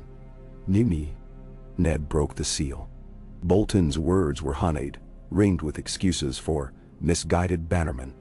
Yet accounts from White Harbor described flayed corpses on trade tracks, sigils sewn half-peeled to their own skin. Bolton's mute signature. He chooses treachery as other men choose breath, Ned muttered. Then, thinking of Winterfell's quiet godswood, and the restless dead things the wall's ravens whispered of, he shivered. If we march, King's Landing thins its garrison. Tywin may seize the laps. Let him test the walls, Stannis said, turning at last. His shadow, drawn tall by wharf lanterns, swallowed a coil of mooring line. Our strength is north. If the north falls, daylight fails for all. Ned could not disagree. He watched a gull wheel against the night, and felt the pull of faraway snows like a lodestone in his marrow. We ride at dawn, he said. Before dawn truly gathered, Ned returned to Maegor's holdfast where Arya sat cross-legged in the corridor, outside Sansa's chamber, sharpening needle against whetstone. The girl's hair had grown ragged, framing a face both hardened and hopeful. She looked up, studying the set of her father's shoulders. You're leaving, she said, not a question. Only for a while. A king's work makes a long road. He crouched, touching the blades flat. When I return, I expect to learn you've unseated Sir Lothar Mallister in practice. Arya's grin flashed quick. Not him. Sir Adam says the mountain's dead, and with him half the West's pride. They'll send new knights to test us. Then show them how steel from the north sings. Ned hesitated. Guard your sister, not with spear or sword, but with ear and word. She wields gentler weapons, yet wounds cut just as deep. Learn them. Arya's expression sobered. She slipped needle into its sheath. I will. She stood and hugged him fiercely, the whetstone clacking against his hauberk. Bring Robb back safe. That is his task as much as mine. He kissed her hair and rose, glimpsing Sansa's silhouette through the open chamber door, where Cat brushed loops of auburn into an intricate harvest braid. Sansa turned, eyes bright yet brimming. Ned crossed the threshold, and she flew to him, arms hooking around his ribs. I'll write every day, she said. I'm recording recipes from each baker. Lannister tarts, Dornish cheesecakes, Arbor honey loaves. I'll bake them when you return. I will hold you to it. He pressed a small iron key into her palm. It unlocks the reading alcove chest. Within lies your mother's copy of the Songs of Autumn Queens. Guard it. Sansa nodded, clutching key to breast as though it were a jewel. Later, in the silent stretches before sunrise, Ned and Cat sat alone at the broad window of the solar.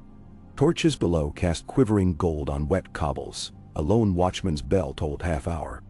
Cat spoke first. I should go north with you. You hold the city's heart, he replied. They believe in wolves because they see you walk among them. And Stannis will leave Davos as steward. One day's wind could topple that trust if his tongue dries. Delwyn. Cat placed a letter on the table. A raven from River Run. Father weakens. The maester fears another winter lung. Her eyes glistened but did not break. If harvest ends calm, I may ride to him. Take Sansa. Sebaristan will guard you both. Arya. She would slip chains and shadows to follow you, Cat said, smiling sadly. Best she stay in a city that requires watching. Ned took her hands. You are the finest watch. They spoke no more, sitting with foreheads touching while the east warmed, and the wind carried soft notes of a lute from some distant tavern. The next day dawned silver. A column of banners, direwolf white and gray, crowned stag and heart of fire, trident of Tully, snaked from the city, winding north along the King's Road. Robb rode at Ned's left hand, Grey Wind pacing silent and broad-chested beside his destrier. At Ned's right rode Stannis with his mail polished hard as frost. Davos led the van, his son Mathos bearing a carved masthead standard salvaged from the Fury, Robert's old warship. Behind them thundered Karstark spears, umber axes, pike columns of the Crown Lands who had sworn new oaths under dark sky and white peace parchment. They marched 10 days before news reached them at the ruins of Fellwood Keep. The Vale host under Bronze Jan Royce had pitched camp at Harrenhal, securing the God's Eye crossings. Lords Waynwood and Corbray offered escort through the neck. Good tidings, yet beneath them Ned heard a dirge. Ravens from Eastwatch spoke of missing rangers, of weirwood faces weeping red sap at dusk, of a pale horn sounded once in the haunted mountains, echoing but never answered. Another scroll came south from Jon Snow at Castle Black, tersy, edges smudged as though clutched with cold numb fingers. Host returns each dawn stained smoky blue. No prey. Ned read the line thrice, hearing dread scratch the back of his skull. He summoned Robb by the fire that night. There is a menace older than Lannisters, Ned told his son, and spoke of the Watch's plight, of Hardhome's silent fires, of winds that moaned like dead men across the Frostfangs. Robb listened, brow furrowing, then rose and strode into the camp, rallying a council of Umber, Tallheart, Mormont. When he returned, chimney smoke streamed above tents and scores of men sharpened blades near stacks of fresh timber. If we crush Bolton swiftly, Robb said, I can spare 600 to Castle Black before the worst snows close the passes. He met Ned's eyes with flint resolve that made the father ache with pride and worry intertwined. Crossing into the neck, they found marshes swollen by autumn rain. Frogs shrieked as the army splashed along causeways built by Euron Rim masons in Aegon's 1st century, half submerged now under peat-brown water. Ned rode near the vanguard, scenting rot, recalling tales Hallis Mullen had once told of lizard lions lurking beneath duckweed crusts. Nightfall brought a low fog that clung to knees. Men staked torches on reed beds to mark path. On the second dusk, a flight of black arrows hissed from sedge. 3 riders went down before horns rang. Reeds parted to reveal men in boiled leather painted green and brown, the Crannoch folk of Howland Reed. They approached under truce. Their leader, a wiry woman with reed-woven circlet, bowed to Ned. My father sends me, she said, voice light as marsh breeze. He bids the hand know Bolton's bastards slipped across the fever water 2 days past, striking our outposts. They march west of the causeway, burning bog villages. Now, does Lord Bolton ride among them? Ned asked. Only banners stained red. The Lord of the Dreadfort sits warm, they say. Her eyes hardened. He feeds leeches with the blood he spills. Stannis, glowering, spoke. Then we shatter his whip in his hand. He ordered Davos and Umber to swing left columns through the shallows, trusting Crannog skimmers' rafts to navigate. Reed scouts guided them by star reflections on black pools. Ned pressed on up the raised road with Robb and the Tallhearts. Through perpetual drizzle and insects that bit through wool, they advanced. On the 4th dawn, a bank of pale, humorless light revealed flayed corpses nailed to drowned willows. Ned dismounted, chop-axed one free, lowering it into reeds. a boy no older than Bran. Eyes pecked by crows. Skin flensed from torso. He set torch to pyre. Heart knotted by memories of another child pushed from height. Lines of fury stretched tight through every man present when horns signaled engagement that midday. The Stark banners charged like wolves smell winter elk. Bolton's line. 2,000 spears marshaled under bastard-born pink cloaks, buckled at first howling rush. The bastard of Bolton himself, tall and gaunt, once called Domeric's shadow, rode pale mare, loosing black-shafted arrows toward Robb. Grey wind leapt, dragging one horse down. Karstark pikes met the next volley. In the melee, Ned found the bastard amid reeds, stalking away with notched shortbow. Their eyes met across a flooded gully. He turned, fled into mist. Davos' men gave chase but returned at dusk with only torn pink fabric.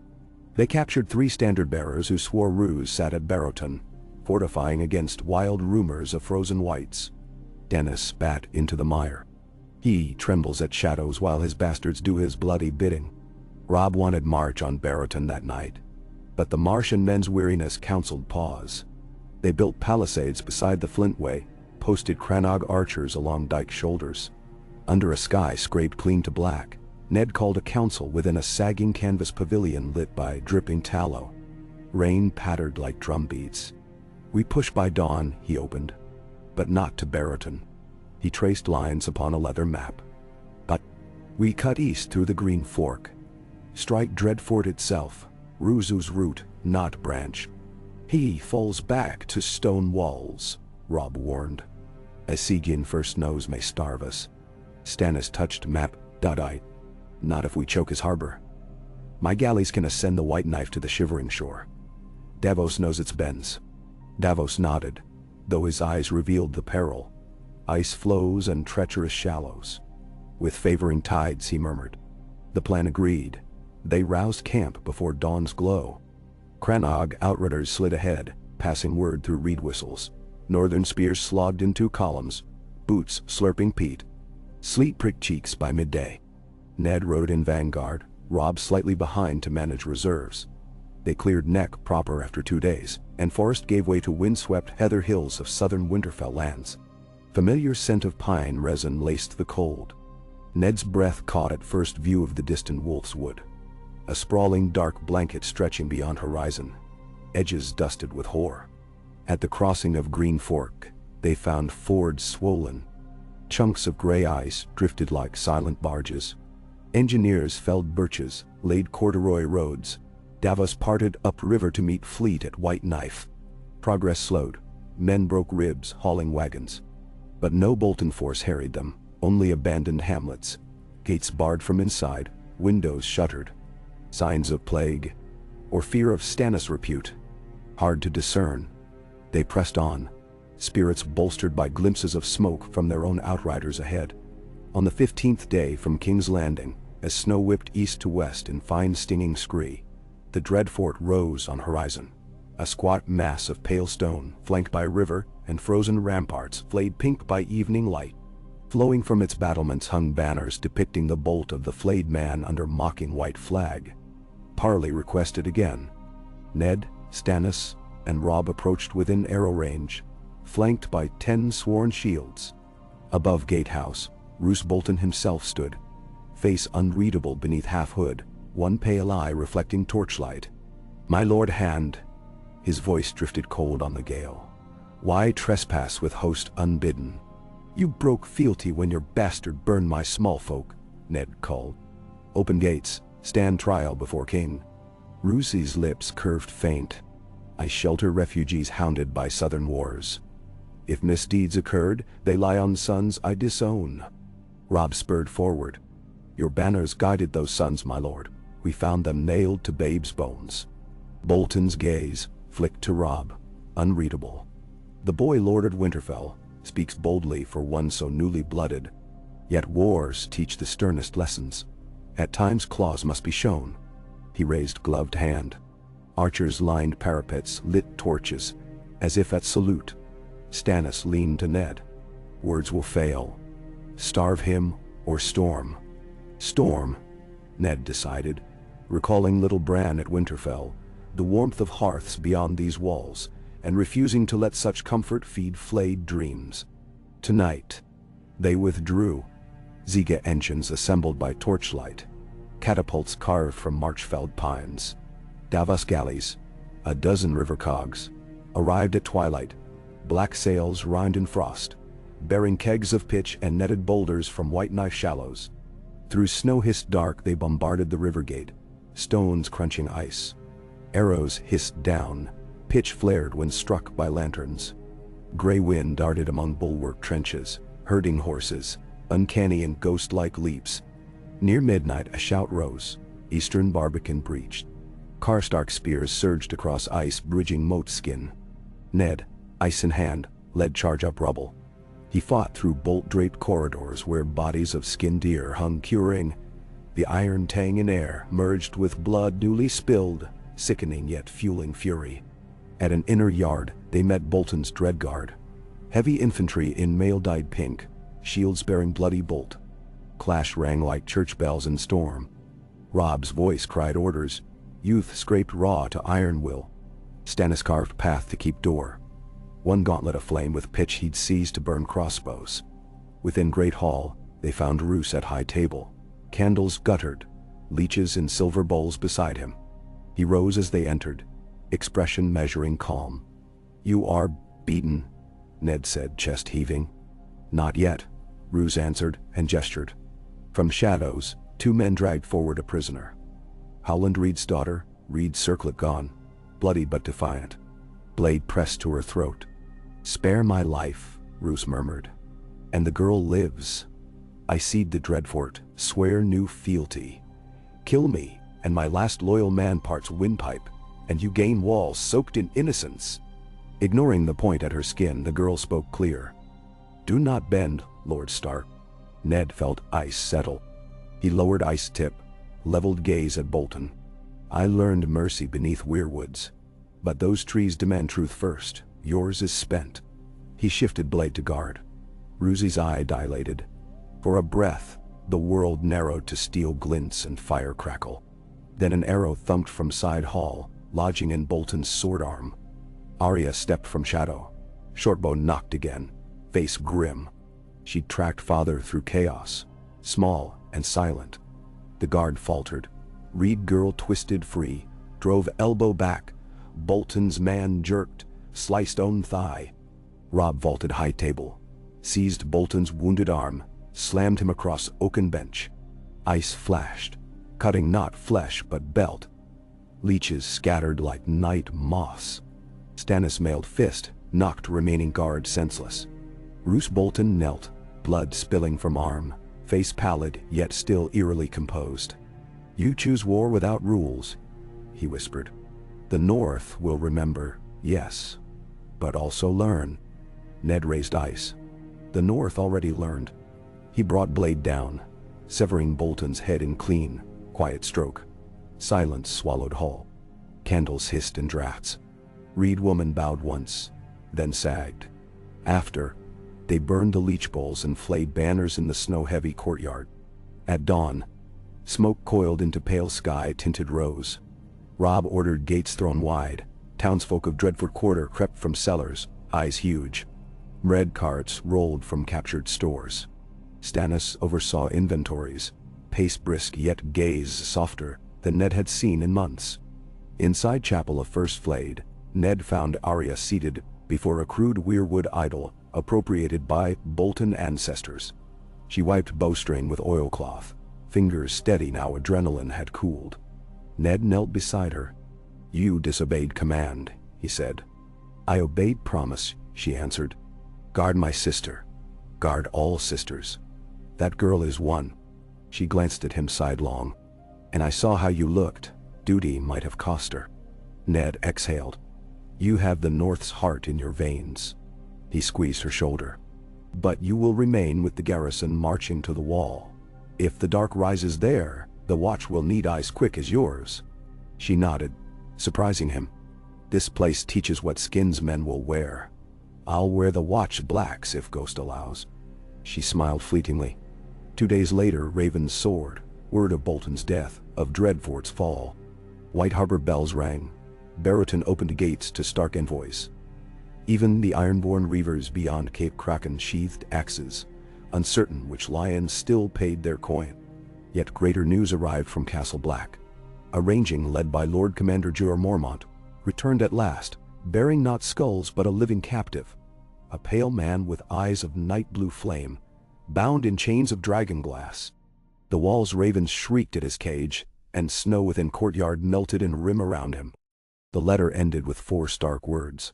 "We cannot kill it." Ned read aloud to Stannis and Robb within Dreadfort's newly consecrated hall. Silence pulsed. Stannis closed eyes, seeming older than his iron helm. "Then the true war begins," he whispered. Ned felt the weight of ice like winter's first stone on spruce boughs. Outside, snow drifted again, thicker and more deliberate. He thought of Kat's harvest lanterns, of Sansa's oatcake experiments, of Joffrey's awkward sparring under Arya's hidden gaze, and he wondered whether those fragile blooms could weather the storm rising beyond the wall. Yet as wind howled through Dreadfort's towers, he also felt a surge of unbowed resolve, born in marsh and wildfire, tempered beneath banners of wolf and stag. He turned to Robb. "Send riders. The North marches again. This time not for thrones, but dawn." Robb's nod was slow and resolute. Gray wind raised muzzle and howled, a note that echoed across battlements and over the snow-sheathed plains beyond, where the ancient enemy stirred. A soft silver sun struggled behind high clouds over the Dreadfort on the morning the North began to breathe again.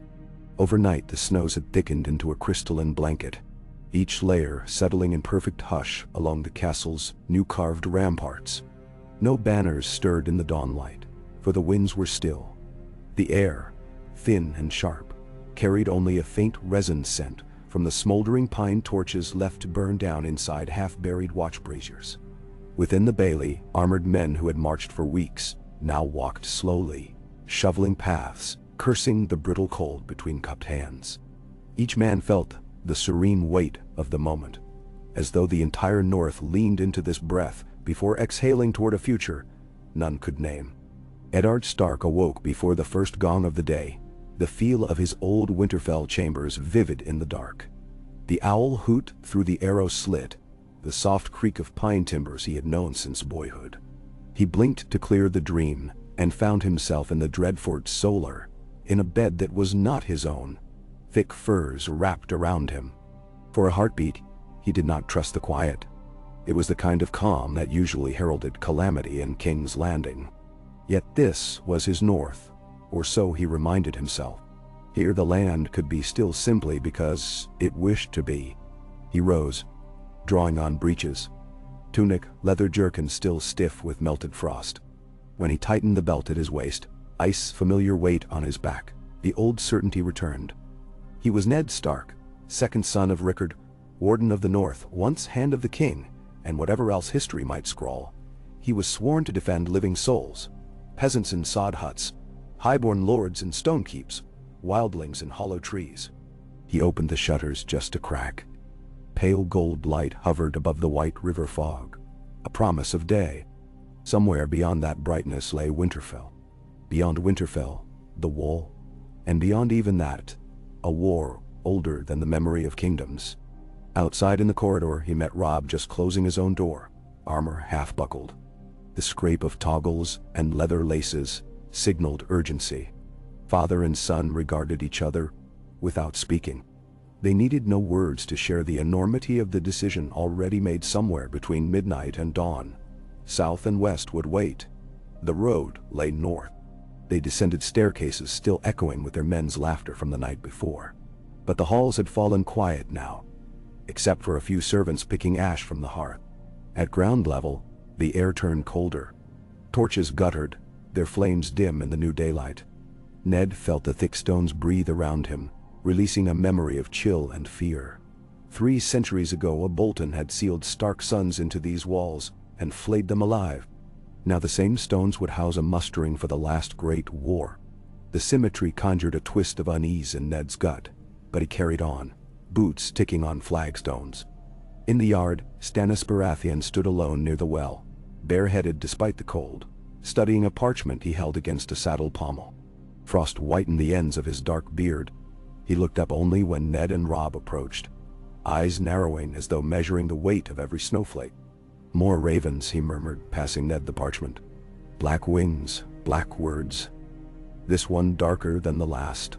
It was a short letter, the ink smudged by wet or by trembling fingers. "The prisoner broke chains of dragon glass," it read. "Sir Jeremy Hoare, Sir Allard Towers, Maester Audley, dead, throats frozen from within." Creature walked blind toward the fire pits until it found a shadow long enough to hide in. Its eyes burned noon blue. "We lost 10 men securing it again. It does not tire, does not tire, does not eat, does not speak. We beg more dragon glass, more men, more fire." Signed, John Snow, acting first steward. In the margin, the old Lord Commander Mormont had added, "The wall holds, for now." Ned read it twice. Each word weighed more heavily than the last. He thought of John as a boy running through Winterfell's yards with Arya, half wild, half lonely. Altogether curious. Now the boy was a man commanding a fortress at the end of the world, writing of monsters that refused to die. He folded the parchment carefully and slid it into his tunic. The cold bit deeper despite the heavy furs. So the story still came crawling into truth. Rob shifted, dropping his gauntleted hand upon Grey Wind's massive neck. The direwolf stood silent beside him, hackles only half raised for once. "John won't ask twice," the young lord said quietly. "We ride by dusk." Stannis clasped his arms behind his back. "We leave a garrison sufficient to hold the Dreadfort. My men will take the walls, Davos commands the port. Bolton's levy captains bend the knee, or they swing. Whose oath shall we trust?" "Carholds and Manderleys," Ned said. "And the mountain clans? Flints, Norries, Littles. They despise the Dreadfort enough to guard it out of spite, even if loyalty wanes. Keep them fed, and they will hold." He looked around the snowy yard, inhaled the mineral scent of the place. "We break camps within 2 hours. Before dusk the column must reach the White Night.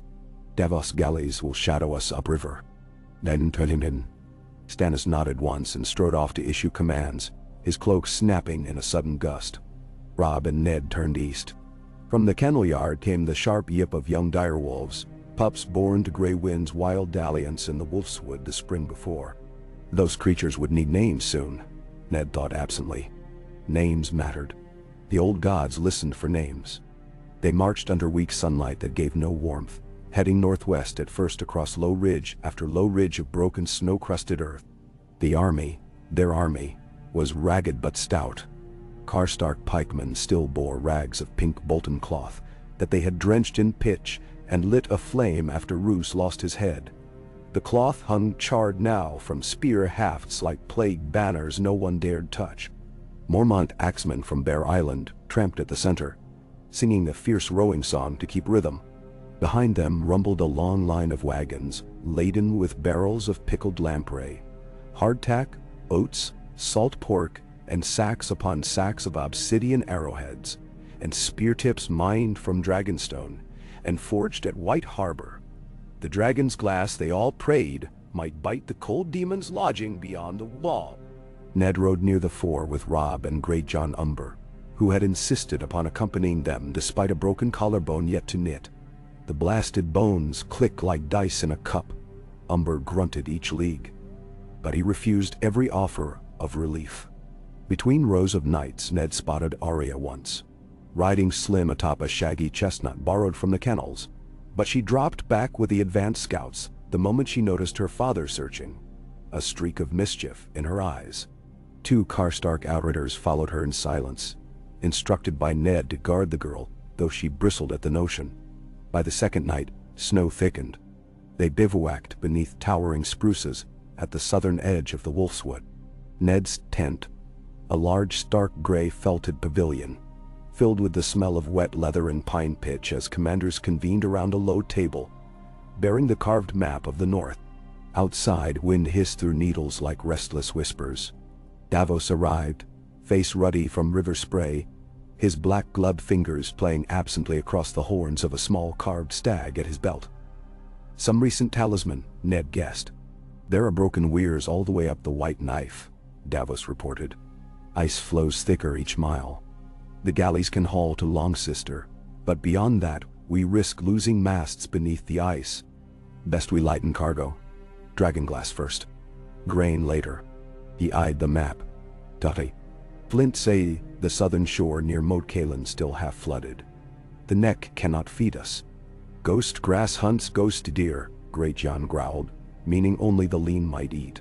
Robb traced his glove over a notch on the table, representing the last river.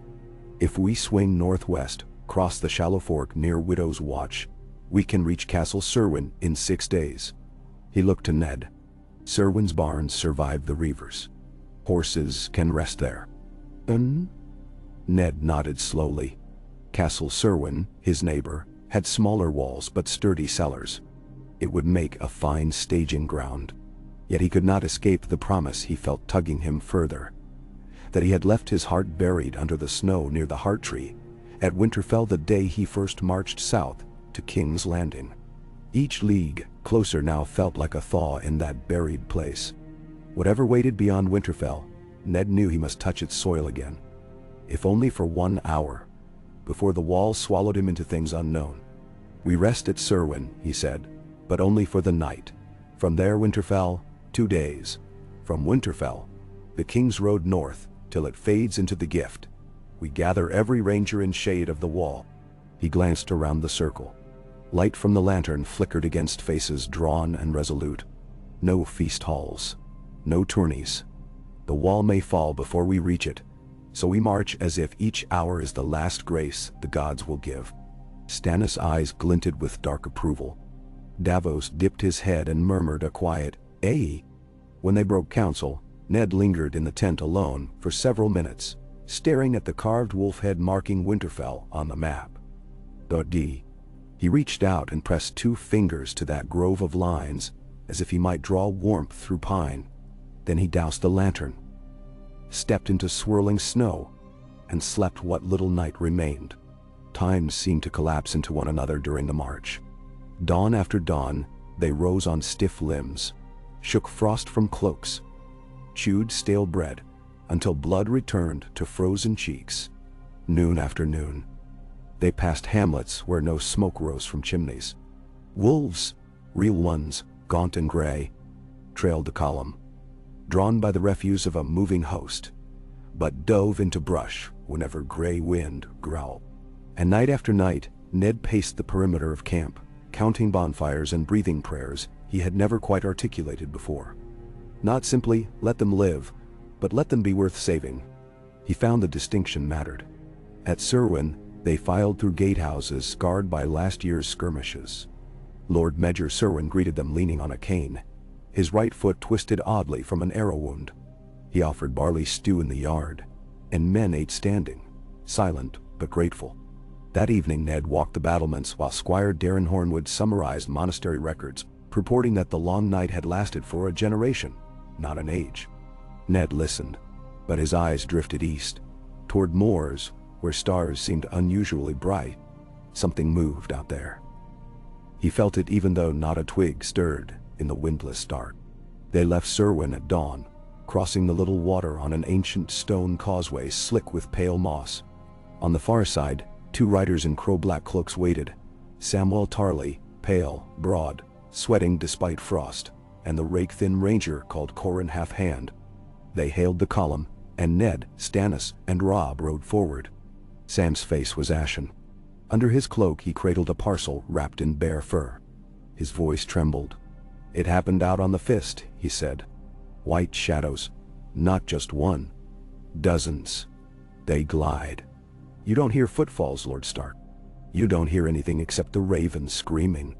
They touched the horses, and the horses froze where they stood. Crows, too. Black birds turned white." He drew a breath and offered the parcel. Ned opened one edge of the fur. Inside lay a hand, severed at the wrist. Pale and shriveled, fingers bent like cold talons. Under the lantern light, the flesh carried the faintest luminescence. Ice crystals formed on the nails even in the covered warmth. Robb stepped back. Even Stannis clenched his jaw. Ned let the fur fall into Sam's hands. Dragon glass. It slowed them, Corin said in his gravel whisper. Or maybe it startled them. The spear tips shattered inside their chests like ice striking stone. Some fell, then melted to water. Some rose again. We brought this so you could see. His eyes were fever bright. You cannot wound the dark with steel. Behind them the army shifted uneasily, word passing through ranks before commanders could quiet it. Men spat between fingers, whispered of ice demons, made hollow jokes. Ned thanked the rangers, bid Sam and Corin join the middle camp for warmth, and then called his captains to a clearing among bare ash trees. We show no fear, Ned began simply, meeting each pair of eyes. What's north of the wall is no longer tale, true, and true foes demand true weapons. He lifted a burlap sack Davos had brought from Dragonstone. He opened it. In the firelight, obsidian arrowheads spilled blackly luminous into his palm.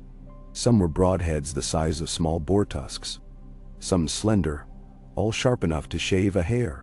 Let every man carry 10 points of dragon glass. If he does not, he stands the back ranks unarmed. Then, they spent the rest of the evening binding the glass points to arrows with direwolf sinew and tar. Sansa's patient approach to baking would have served them well here, Ned thought wryly. But what mattered now was speed.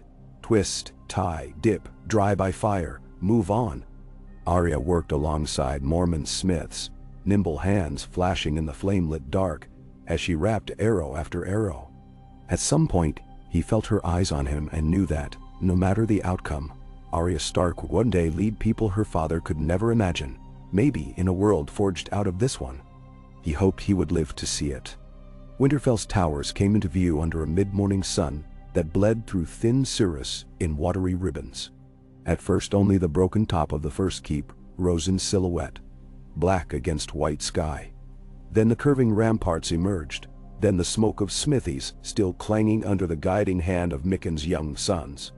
When Ned saw the crimson leaves of the Godswood's heart tree peeking above the outer wall, he felt a stuttered beat inside his ribcage. He lowered his head, swallowed, blinked hard. The past and present collided like mismatched stones striking flint. Childhood lessons at Maester Wolisny, Lyanna's laughter in the library hall, Benjen sparring in courtyard dust, Catelyn warming her hands over the hearth, baby Bran squealing at a direwolf pup. All sights remained and yet none. Winterfell was home no longer but a staging post, a threshold. They found the castle bustling with volunteers, blacksmiths' apprentices, shepherd girls, second sons and traders who had followed rumor of gold or glory. Robb's steward deflected them toward camps outside the walls. A thin snow slid from rooftops as the wind shifted. Ravens perched along the broken spire of the tower. Where Bran fell, their feathers puffed. Ned led the column across the drawbridge, through archways muffled by fresh straw. Torches guttered along the covered way, their smoke curling upward to vanish in the clear northern sky. Once inside, Robb dismounted and strode straight for the great hall to greet the garrison. Ned did not follow. He gave his reins to a groom and walked alone to the Godswood, ice thudding on his back like a second heartbeat. As he passed the kitchen yard, tension slipped from his shoulders by inches, like snow melting under a midday sun. The air smelled of birch smoke, warm bread, iron forging, and, strangely out of season, fresh mint. Someone had planted herbs within the old kitchen plots. He entered through the wooden palisade gate and stepped onto the leaf-strewn path. The hush of the Godswood took him at once, as though a soft green cloak settled upon his shoulders. The heart tree's white trunk gleamed ahead, red leaves rustling despite the still air. The eyes carved in its bark seemed brighter than he remembered, and not a drop of sap bled from them today. Perhaps the tree had wept enough for the north already. Ned knelt before the face and closed his eyes. He tried to pray, but his thoughts would not coalesce into words. He could only hope the old gods understood hearts better than tongues. Beneath his folded hands the ground felt warmer than any other patch in Winterfell, warmed perhaps by the springs below, perhaps by the sap of very ancient blood. He set ice carefully across his thighs. He breathed once, twice. When he opened his eyes he spoke. "I have returned," he said quietly. "But I am not returned to stay. I ask only that you keep these walls whole, these children safe, these memories undimmed. And if death must follow us north, grant that we greet it standing, with eyes unclouded." He touched the sword hilt. "And if I fall, let the blade find a hand worthy." A breeze stirred, carrying one crimson leaf down to rest against his knuckle. He pressed it between gloved fingers, rose, and walked back to the courtyard. The gods answer seldom in words, he knew. Sometimes they answer in silence, and one must choose to read acceptance rather than indifference. The garrison feasted that evening. It was no revel, but it was hearty. Thick root stew flavored with eel, oat bread, roasted hare, half casks of ale from the north storehouses. Stannis ate sparingly, as always, but even he allowed himself a small smile when Arya recited a crude Bear Island verse about crabs and swords, learned from a Mormont axeman. Robb sat at Ned's right at the high table, shoulders square, cheeks pinked with heat and drink. But his eyes often drifted to the gallery where Master Luwin and two silent sisters tended wounded from the Dreadfort Sea. Responsibility weighed, yet the boy bore it as a man. After the tables were cleared and men peeled off to their pallets, Ned climbed the battlements above the east gate. The night air held a faint bite. He could smell distant pine, hear owls blinking at the moon. Footfalls behind him revealed Stannis, cloak drawn tight. "I thought you'd be reading dispatches," Ned said. "I thought you'd be sleeping," Stannis countered. They stared over the dark expanse of the Wolfswood where gray trunks glinted. Davos reports rising ice on the White Knife again. "But he believes the galleys can reach Queenscrown if weather holds." Stannis folded his hands behind him. "Tomorrow at dawn we ride. If we fail to breach the wall before the true winter, no gate will suffice." "The wall has stood 8,000 years, Ned replied. "It will stand 8,000 more. Stone crumbles, magic fades.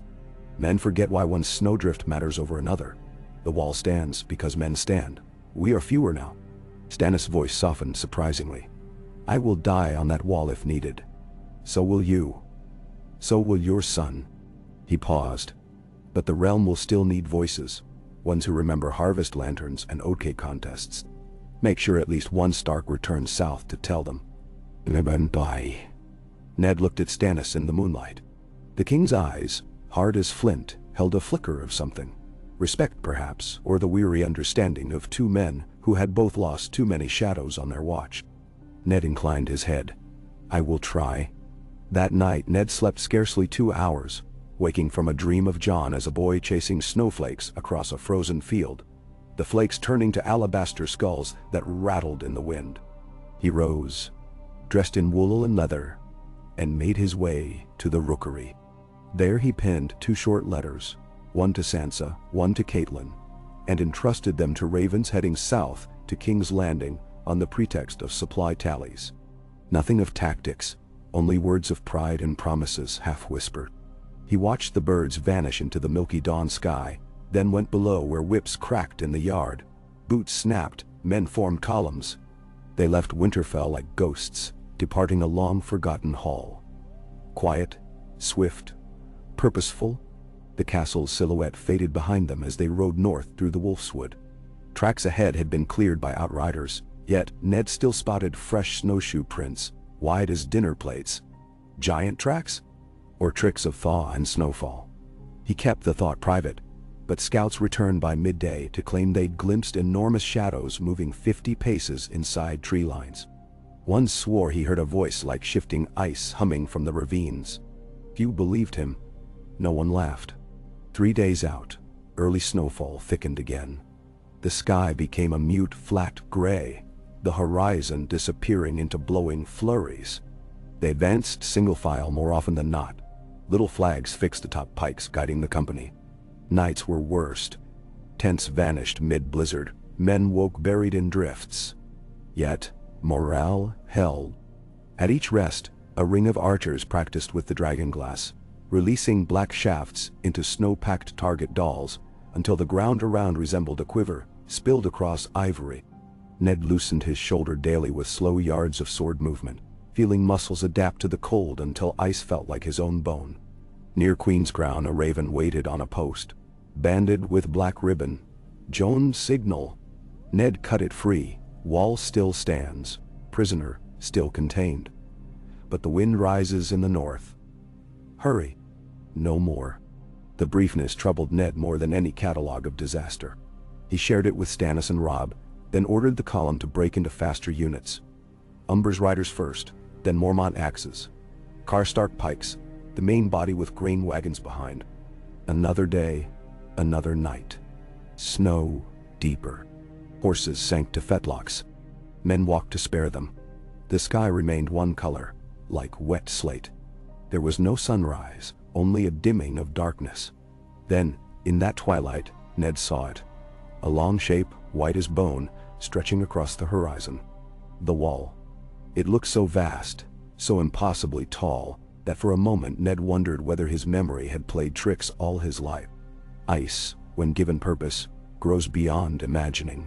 They approached the King's Road tunnel leading to Castle Black under swirling snow. Ravens by the thousands circled above the parapets, cawing like iron hinges. At the gate, black brothers stood two abreast, cloaks whipping. When the portcullis clanged open, Ned noticed scorch marks. The steward who greeted them was an older ranger he recognized faintly. Cotter Pike, once of Eastwatch, now missing 2 fingers and half an ear. He bowed stiffly. "Lord Stark, your grace. You've come none too soon." His eyes flicked to the sky. "We lose brothers to the cold each watch now." But worse things scratch at the gate. Inside Castle Black, chaos ruled. Men in patched black cloaks hurried over ice-slick boards, carrying bundles of firewood, racks of arrows, barrels of pitch, sacks of salt. The stables stank of wet fur and fear. The linen halls overflowed with wounded, some frozen, some burned by their own wildfire traps. Ned dismounted, leaving his horse to a page, and strode with Stannis across the yard toward the common hall. Jon emerged before they could reach the door. He wore layered black and gray furs, and on his hip, a long strange blade of milky glass-hued steel. Longclaw, its Valyrian surface shimmering with ghostlight. His face was leaner, eyes deeper. He clasped Ned's arm with gloved hand. Under his composure, Ned sensed an exhaustion taut as drawn wire. "Father," Jon said simply. The word filled more space than any greeting. Ned placed both hands on his son's shoulders, squeezed once, and released. "You hold this wall together," he murmured. "Barely." Jon's gaze moved over the newcomers. But the wind breathes colder beyond. They entered the hall, and Mormont rose from a trestle table, where wax-spattered maps lay weighted by iron knives. His great raven flapped onto a rafter, croaking, "King, king, snow, snow!" Mormont's voice was hoarse. "We've caged the white in the ice cell," he croaked, "but dragonglass fails after 4 days. Burns out like charcoal. The cage bars frost over. Then the thing sings." "Nusarain sings?" Robb asked from behind Ned. "Eh," Mormont said, fixing the young lord with tired eyes. "In a tongue older than the mountains. Sounds like water running over stones." A chill crawled Ned's spine. "How many whites remain beyond the wall?" "Too many," Jon answered. He shoved a curl of black hair from his face. "Rangers report entire villages empty. 3 folk vanished. We find tracks and scraps of leather frozen into snow, but no bodies." He gestured to the map. "We believe the others heard them west, toward the gorge, maybe building force. We don't know." Stannis planted both hands on the table. "Show me the pass they favor." Jon traced a line with one gloved finger. "Here. The Milkwater Valley. It cuts close under the Frostfangs. A good approach for mass movement. Hard to flank." Stannis looked to Ned. "We ride at once," he said. Mormont interjected. "We cannot spare garrison." "You won't need to," Ned said. "Karstarks, Umbers, Manderleys fill your towers until the world ends." Mormont exhaled, nodding. "Then the last watch begins." He grasped Jon's shoulder. "Gods keep you, Lord Snow." Jon's jaw tightened. "And you, Lord Commander." Preparations blurred. Riders reshod horses with snowshoes of willow.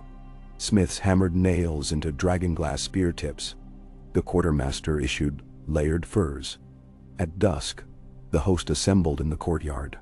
6,000 men, half that of Tywin's host months earlier, but each bearing a shard of the volcano at Dragonstone, each knowing no banner behind him but the endless ice. Above them, pine torches blazed in sconces, their flames flecking on the wall like sparks on the night sky. The world had shrunk to ice and fire, everything else but pale echo. Ned rode at the front with Stannis and Jon. Robb commanded the first line of foot, Arya secretly positioned among the flank rangers beside Corrine half-hand. Snow swirled, carried in horizontal sheets. Yet, as they passed through the glimmering tunnel, hewn into the heart of the wall, Ned felt a strange warmth under his breastplate. Not the heat of courage, nor of fear, but the warmth of belonging. This was where the North met the end of the world. If a Stark's heart belonged anywhere, perhaps it was here, where breath steamed and vanished before one's eyes, reminding men of the ghost they always carried inside. Beyond the wall, the cold escalated from sharp to absolute. Stars pulsed like holes punched through the firmament. The land stretched white and black. Snow-flat plains broken by tumbled ice fields that glinted with moonlight. They advanced in measured companies across frozen earth that cracked like glass. Gray wind prowled at Robb's side, tail low, ears pinned, wary. Somewhere to the west, a direwolf howled. Gray wind answered with a low rumble.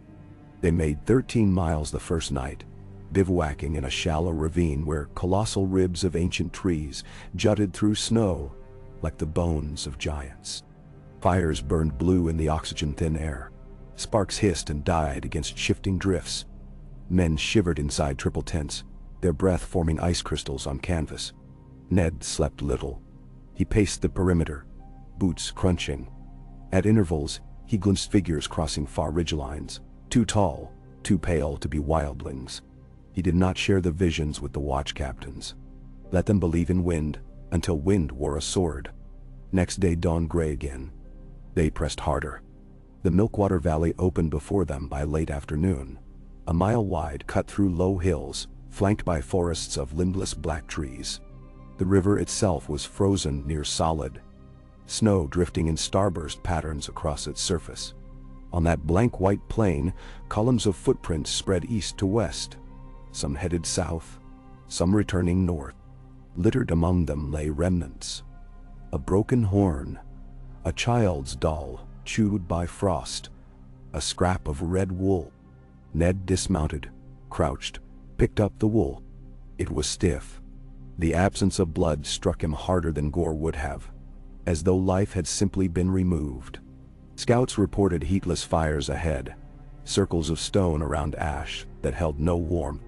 They found them, 27 in all, arrayed in rings like a pattern traced by some unseen draftsman. In the center of each was a carved block of ice, the size of a man's torso. Some melted under torchlight, revealing nothing. Others contained shards of bone, feathers, little talismans of wood and leather. Ned walked among them, dread heavy as mail, until he reached the center ring. There, the ice sculpt resembled a man's face. Smooth, eyeless, mouth open as if in mid-scream. Within the hollow cavity, frozen in perfect stillness, glimmered a circle of dragonglass arrowheads, Nen's own design. "They send back what we send against them," Jon murmured. His breath plumed white. "They mock us. Or warn us," Ned said. He turned to Stannis. "We cannot pass the valley blind. We must send squire archers to each ridge, light signal fires at first sign." Before he finished, a distant horn sounded. 3 blasts. Ice chips tinkled as Ned's heart jolted. The horn slices the air until its echo fades. Another 3 blasts answered from the east ridge. A third set from the north. Robb burst through a ring of ice stones, face white. "The scouts, they've spotted movement. Hundreds." Stannis swung onto his charger. "Form line. Shields front." Dragonglass knocked. The valley erupted in motion. Men scrambled to positions. Gray wind bolted to Arya's side. Snow gusted harder, swirling into mini-cyclones. Ned drew ice, the Valyrian sword's dark ripples devouring what little light filtered through clouds. He lifted it high enough for the whole host to see. And then they came. At first they emerged from the tree line like moonlit statues. Tall, slender figures, white as hoarfrost, armored in translucent plates that caught the glow of ice. Their eyes burned the color of midwinter noon. Some held spears of crystalline ice. Some, swords that looked alive with inner cold. Behind them came shapes smaller, shuffling, wights, animated corpses of men and women, frozen into contorted grimaces. Among them stalked things Ned could scarcely name. Dairy wolves with rib bones exposed, ravens with wings coated in frost, a bear looming, its fur studded with icicles like daggers. They moved in near silence, the only sound a distant chime, like glass tapping glass. Ned's host stood its ground. The first arrows flew, black shafts from Night's Watch bows, points of obsidian. Ned saw arrowheads strike whites, shatter bone, explode skulls in bursts of frost, and the corpses folded, crumbling into snow as if life had never touched them. An arrow struck one White Walker square in the chest.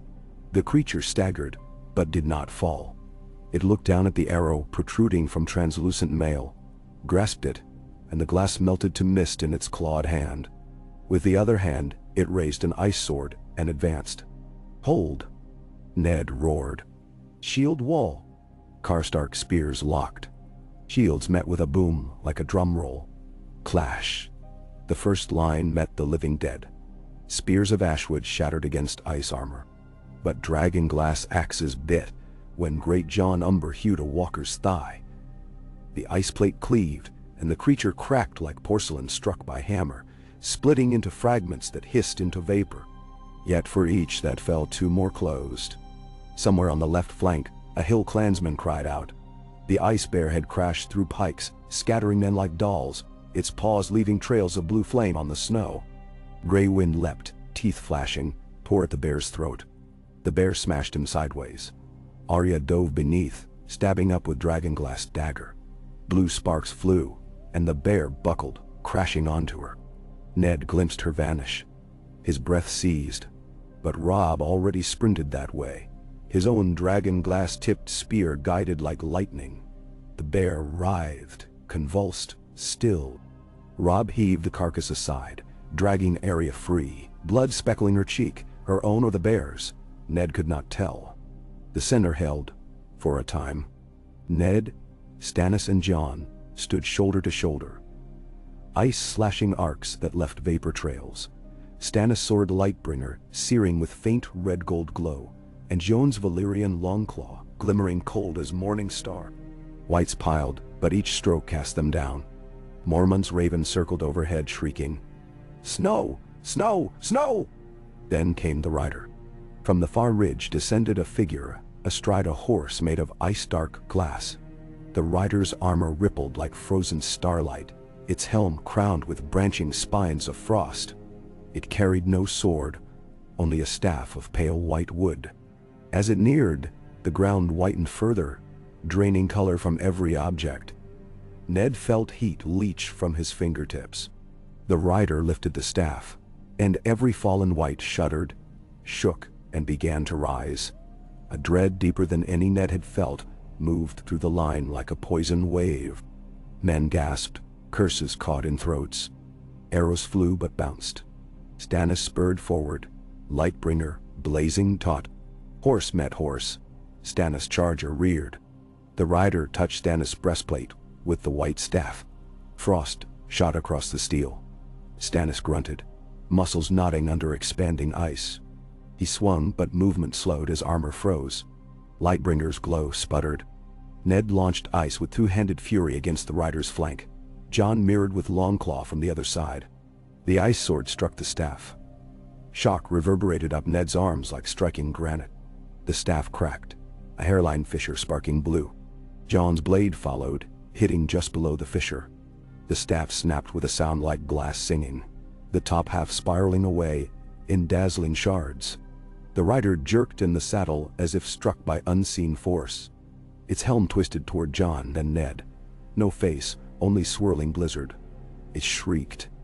a high keening note that seemed to claw the sky, and wraith-like tendrils spilled from the broken staff, vanishing into air. The horse convulsed, crumbled to shards of black ice. The rider crashed, limbs cracking. Where it hit, the snow sank, melting in a hiss, leaving only a shallow pool that steamed even in the freezing air. From the pool rose a faint glittering mist, and then nothing. Silence rippled outward. White's mid-lunge collapsed once more. The direwolf stopped howling. For an instant, the only sound was a far wind scraping over ridges. Tanis exhaled, ice falling from his cuirass in plates. Lightbringer rekindled in slow pulses. He looked to Ned and John. Words failed him, but his eyes burned. Gray wind dragged himself up from under a heap of shattered white bones. He shook, blood and frost spraying. Arya emerged crawling, hair half white with frost, eyes keen. She raised a dragonglass dagger in exhausted salute. Around them, the field glimmered with fragments of broken dead and shards of ice armor that steamed quietly, shrinking under their own unnatural cold. Ned surveyed the battlefield. They had lost many. Scores of Karstarks fell, several Manderly bowmen, half of Corrin scouts.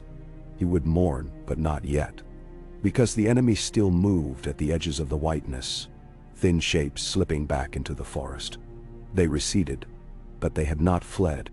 This had been a probing tooth, a taste of the realm's blood. John knelt by the cracked pool where the rider dissolved.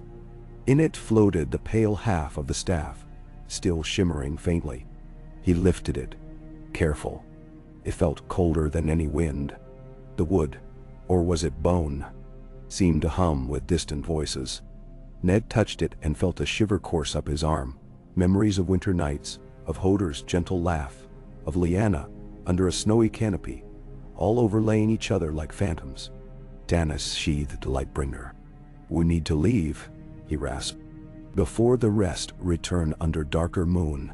"We need to follow," John countered, still holding the staff. "Cut off their retreat. Press until sunrise." He met Ned's eyes. "Father, if we yield ground now, we cede the Milkwater Valley. They'll cross again with new army."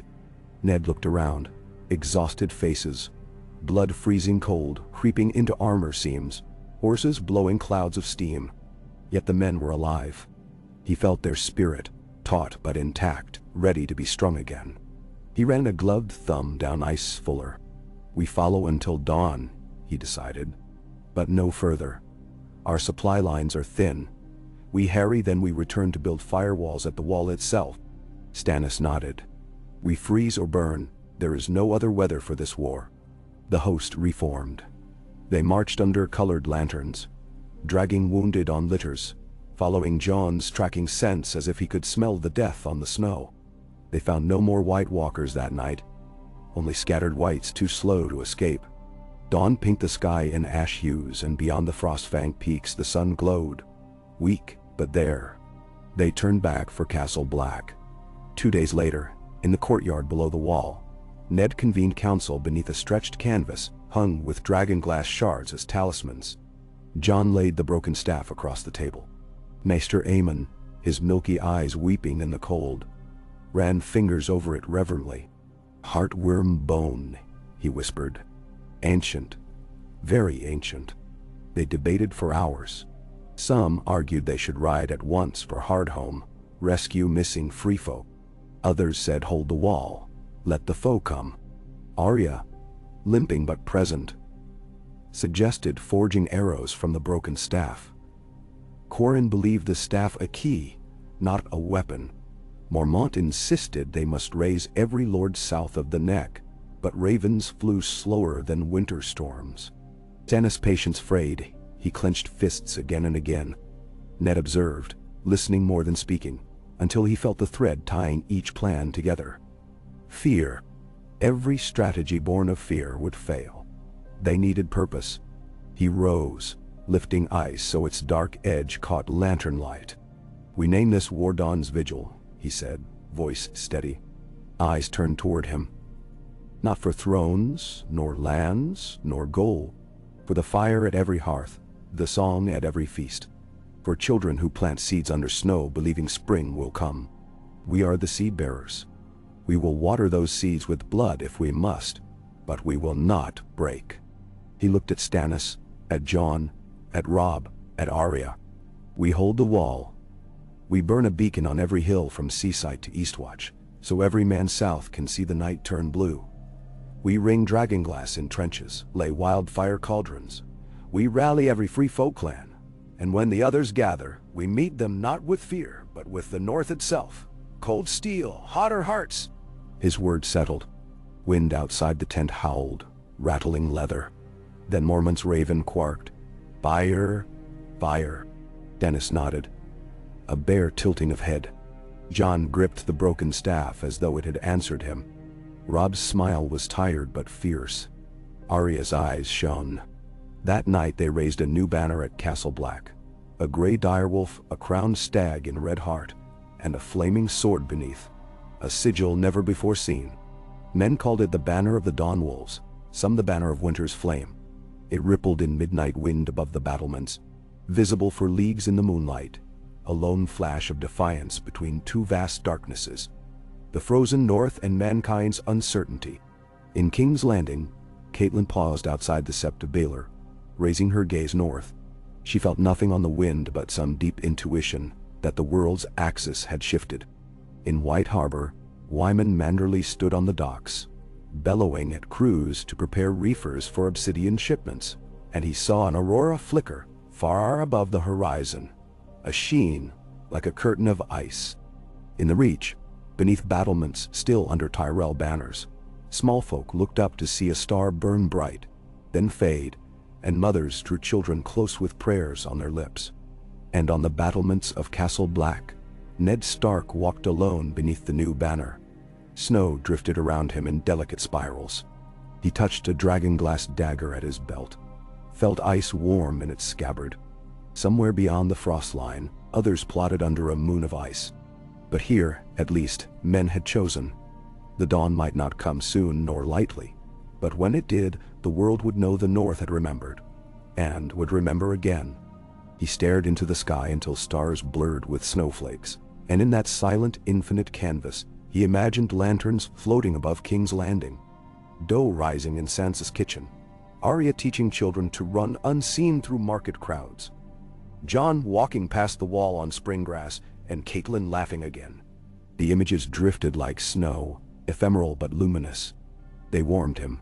He breathed once, closing his eyes, accepting the weight and the wonder both. And then he turned back toward the stairs, ready to join his men at dawn's vigil. Night gathered at Castle Black like black velvet drawn tight across a wounded sky. Even within the courtyard's blaze of torches, the air tasted thin and brittle, every inhalation sharpening in the lungs.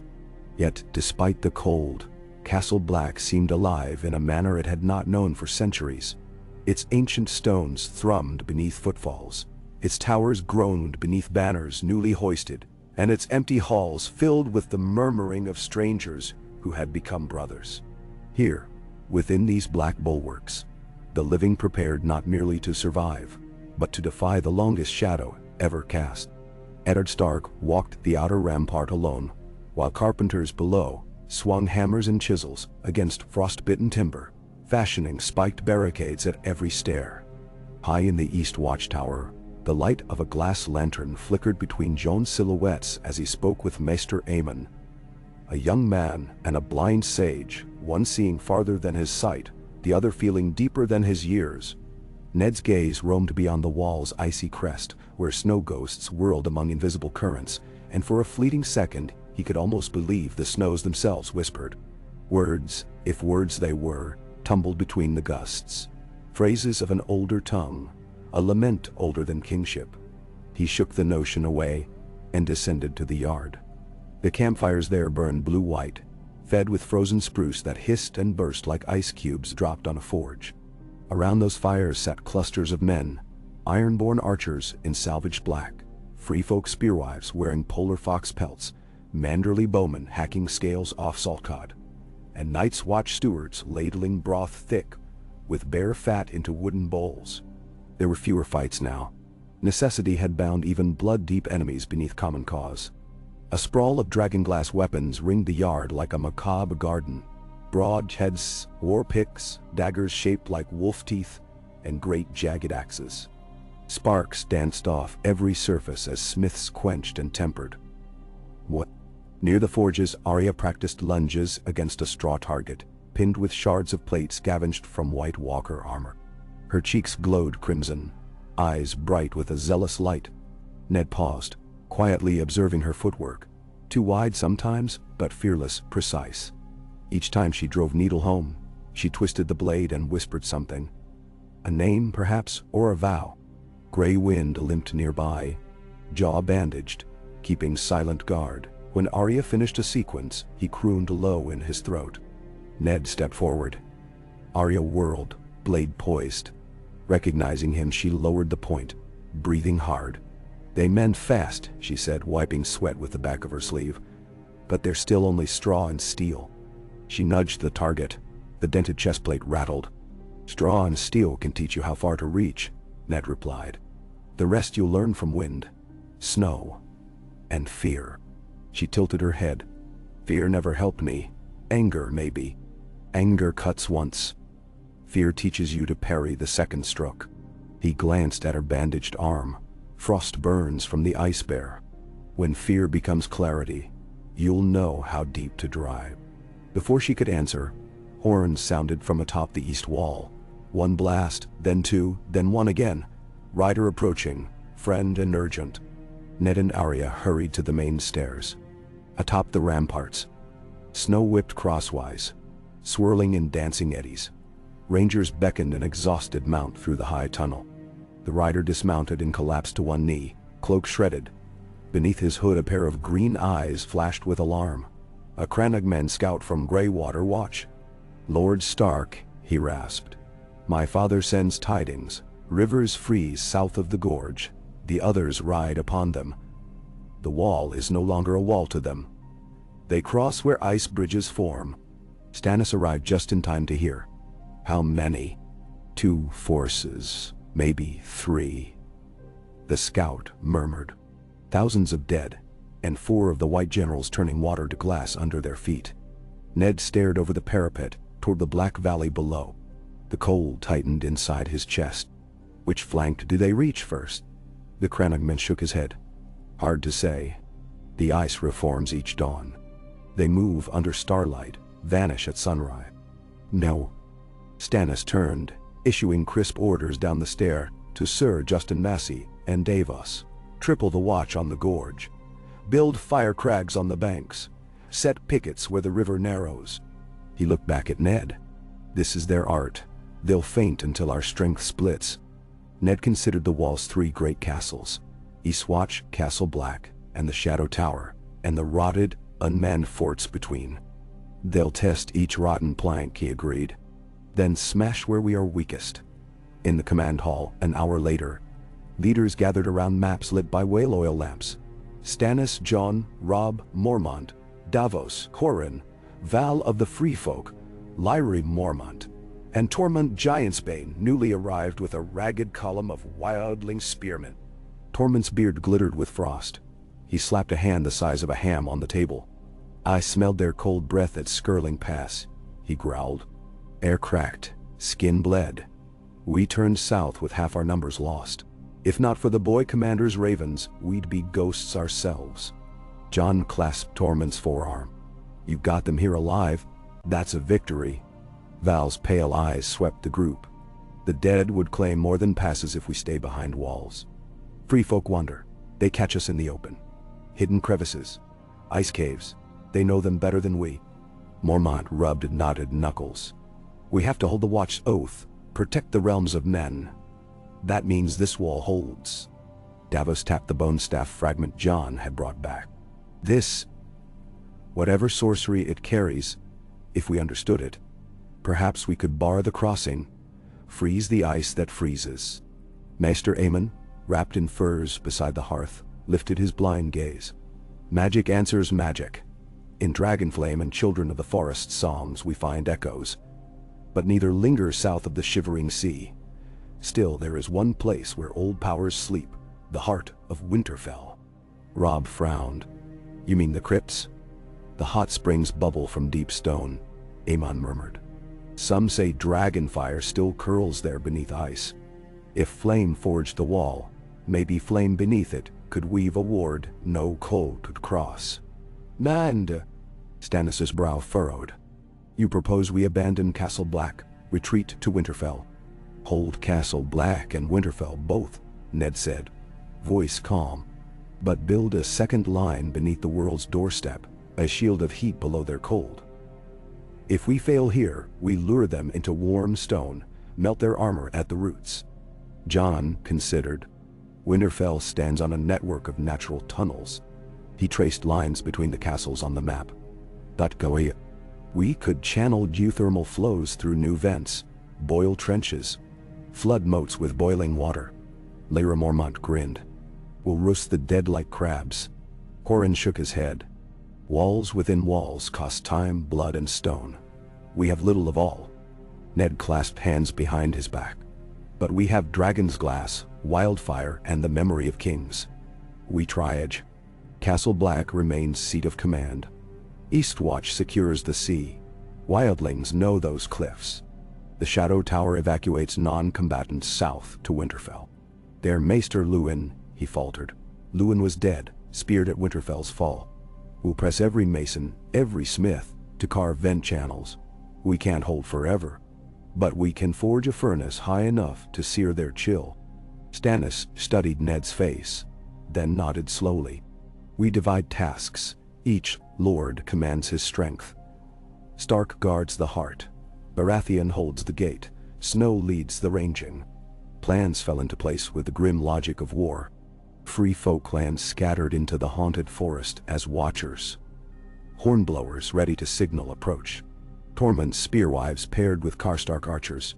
Manderly cooks emptied salt cellars to preserve horsemeat for long siege. Night after night, forges glowed inside half-buried sheds until steel rings sounded like funeral bells. Within 3 days, Stannis marched a third of the host east to guard the gorge, while Davos sailed upriver with dragonglass, anchored firepots to submerged pylons. Robb rode south with 2,000 to Winterfell, spearheaded by Lyra Mormont and Lord Wyman's nephew Sir Wendell. Arya remained with Qhorin's rangers, tasked to shadow the others' vanguard. Ned stayed at Castle Black, root of command, though his heart twisted at sending Robb and Arya away. He gave them each a token. To Robb, the iron leaf had plucked in Winterfell's godswood. To Arya, the lone crimson leaf the heart tree had dropped into his hand. Robb fastened the leaf inside his breastplate. Arya, typically, tucked hers beneath the leather wrap of Needle's grip. On the fourth night, a comet shredded the sky in silent flames, its tail curling like a bleeding wound. Free folk called it Frostfang's Fang. Night's Watch brothers called it Dragonglass Lance, and some claimed it a sign of dragons reborn. The red glare painted snowfields hellish and set reflections roaring across the wall's face. Ned watched from atop the king's tower. A raven landed on the crenelle, feathers ruffled by comet light. It cocked its head and, as if mocking prophecy, croaked only one word. Snow, Betty. Jon stood beside his father, gloved hands braced on the ice-sheen parapet. Every night they probe, he said quietly. The whites test our arrows, measure the fire's reach. When they strike, it'll be more than a feint. None 10. I know, Ned replied. Jon turned, eyes haunted. I wish I could believe we're enough. Ned placed a hand on his shoulder. When you were small, you asked me if I believed in monsters hiding under beds. I told you monsters exist where we let darkness linger, so we face the dark with a lamp in hand. That's still true. He gestured at the blazing tail overhead. This is our lamp. The dark sees it, and it quails. Jon nodded, though uncertainty remained. I miss Ghost, he admitted. He ranges out there alone. Hell return, Ned said, borrowing faith from places he could not name. Deerwolves always return. The night they called Red Frost fell silent at first. No horns cried. No watchman shouted.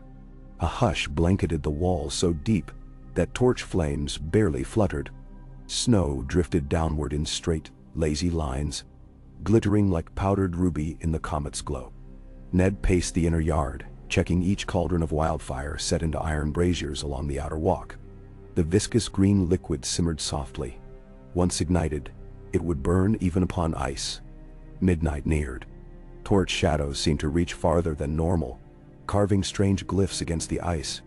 Ned paused by the common hall, eyes adjusting to the gloom. And then he heard it. A faint chime, like a single icicle striking glass. Another followed, clearer. A third, louder still. Across the yard, John emerged from the stair, head snapping toward the southern gate. Horns blasted, 3 times from the south tunnel. A messenger tumbled out of the gateway, armor rimed white. He shouted, "Eastwatch breached. The sea froze solid. They're walking over the breakers." The yard erupted. Men raced to positions, archers scrambled. Bells clanged high and shrill. Ned drew ice. Snow flurried harder, horizontal now, driven by a frigid wind that burned lung tissue raw dottle. Ned sprinted to the east rampart overlooking the sea. Moonlight bathed the ice shelf beyond the shadow of the wall, revealing a scene of impossible horror and stark beauty.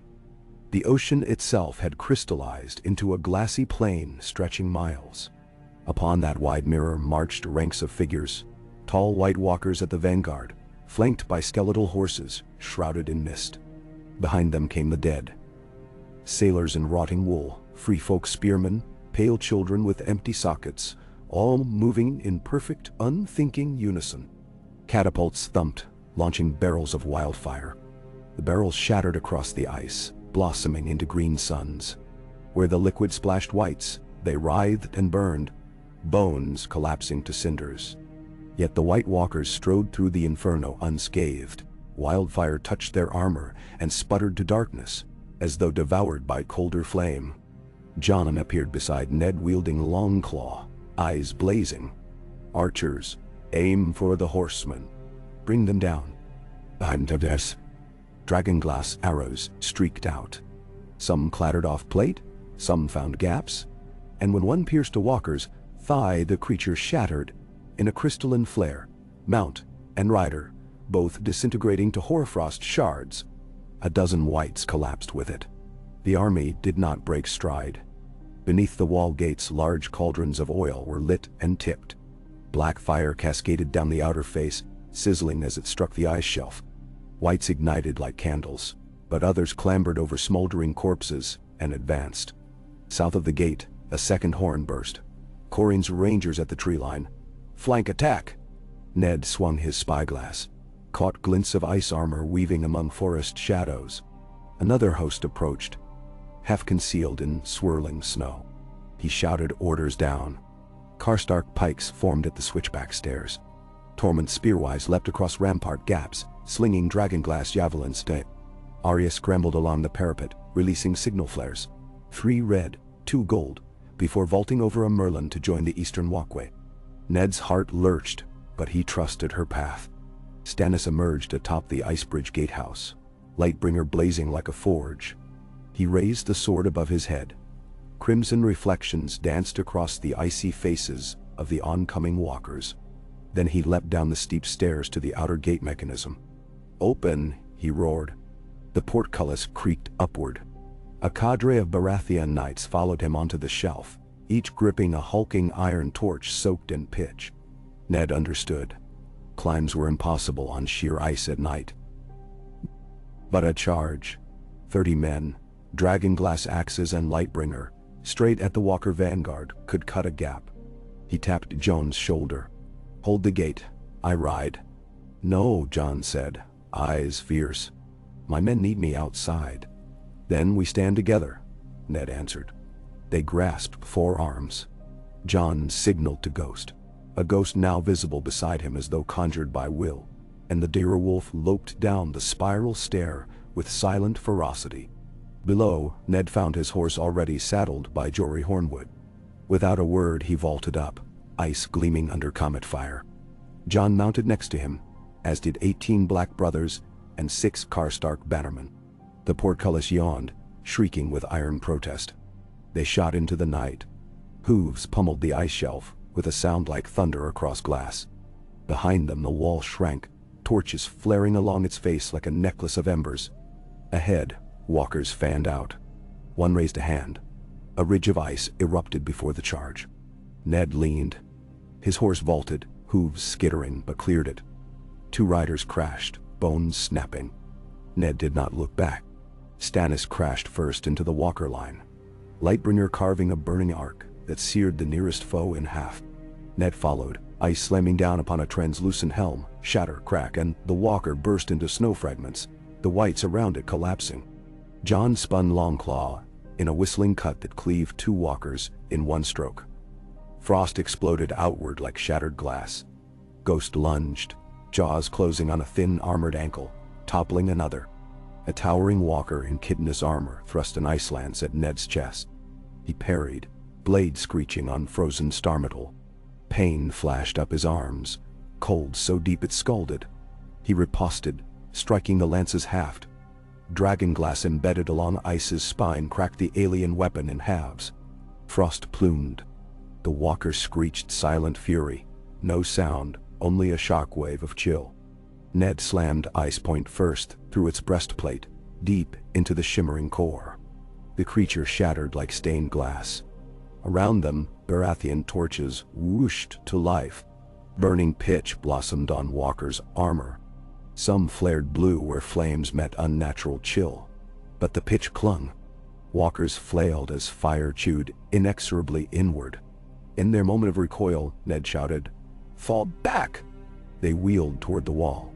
They had carved a corridor, thrice a horse's width. Whites dissolved like ash in their wake, but remnants harried them. Blue-eyed corpses clung to stirrups, dragging at boots. Ghost snapped skulls. Karstark pikemen speared crawling torsos. They reached the portcullis just as the gate crew hauled the chain. The iron teeth clanged down, severing a white's neck and trapping others outside. Ned slid from the saddle, chest heaving steam. Jon dismounted likewise, embraced Ghost. Stannis leaned on Lightbringer, sweat freezing across brow. Around the men gasped. Some sobbing, some laughing. 17 of their 30 riders returned alive. A boom echoed. Ned looked up. The topmost southern parapet lit suddenly in a column of red fire. Robb's signal from Winterfell, relayed across pyre towers hastily built along the King's Road. A second flare rose to the east, Estwatch Beacon, and a third to the west, somewhere past the Shadow Tower. Though that fort now lay unmanned, someone had fired the signal. Mormont's raven flapped down, calling two words, dawn. Dawn. Isis. Gray light crept from under the horizon's lid. The ice shelf beyond the wall cracked, spider webbing. Walkers retreated, their forms blurring in the brightness. Whites stumbled, lost to command. Some fell to the riven ice, plunging soundlessly into Black Sea. Sun's first rim silvered the sky, weak but triumphant. Cheers rose from the battlements. Archers fired final salvos to ensure no whites loitered. Fires smoldered on the field, green and orange and blue. Ned leaned against the ice wall, eyes closing. But the war was not done. This had been one night, among many yet to come. And even as sun rose, a shadow bigger than mountains slid across Ned's mind. The Night King, or whatever intellect guided the White Walker armies, had not shown itself. It had tested fire, dragonglass, Lightbringer, and men's resolve. Next it would test Winterfell, test flame beneath stone, test every story men told themselves about hope. That midday, messenger ravens reported Robb had reached Winterfell's crypt mouth, had already begun excavating tunnels to route hot spring water into rampart moats. Mason crews toiled under torchlight. Free folk engineers proposed piping steam through hollow logs to create scalding fog banks around the castle. Wyman Manderley's galleys unloaded powdered dragonglass by the ton dyke. In the command hall, Ned penned a letter south. He wrote of Dawn's first battle, of victories tempered by losses, of a field where silence exploded into glass. He sealed it in gray wax and gave it to a raven bound for King's Landing. Perhaps, if the fates allowed, Caitlin would read it beneath mild southern sun. Night returned quickly at these northern latitudes, but it found Castle black, braced, torches replenished, hearts re-tempered. Ned stood again atop the rampart, as stars pricked the velvet black. He felt no triumph, only the flinty readiness of a smith who knows dawn will demand more blades. Yet in that moment, with the wind combing his hair and the wall at his back, he believed in dawn, not in its inevitability, but in its possibility forged anew each time men lit fire against the dark. Below, he heard Arya laugh. Real laughter, bright and sudden, as she teased Jon about missing a shot. Rob's answering murmur came up the stairs, and gray wind howled playfully. Ned closed his eyes. For a heartbeat, he was simply a father, standing witness to the resilience of blood. He opened his eyes to the horizon, where a line of ghost blue haze shimmered beyond sight. The others would come again. Winter's heart would demand greater sacrifice. But Eddard Stark felt unafraid. In the quiet between battles, he pressed one palm to the icy battlement, whispering the names of every soul he loved into its chill. The wall remembered. The north remembered. Dawn's vigil had begun, and he would stand until dawn's final trumpet, whatever else the long night conspired. Above him, the banner of winter's flame twitched once, twice, then unfurled fully on a freshening wind. Direwolf, sword, stag, flame, shining crimson in starlight like the promise of sunrise unbroken.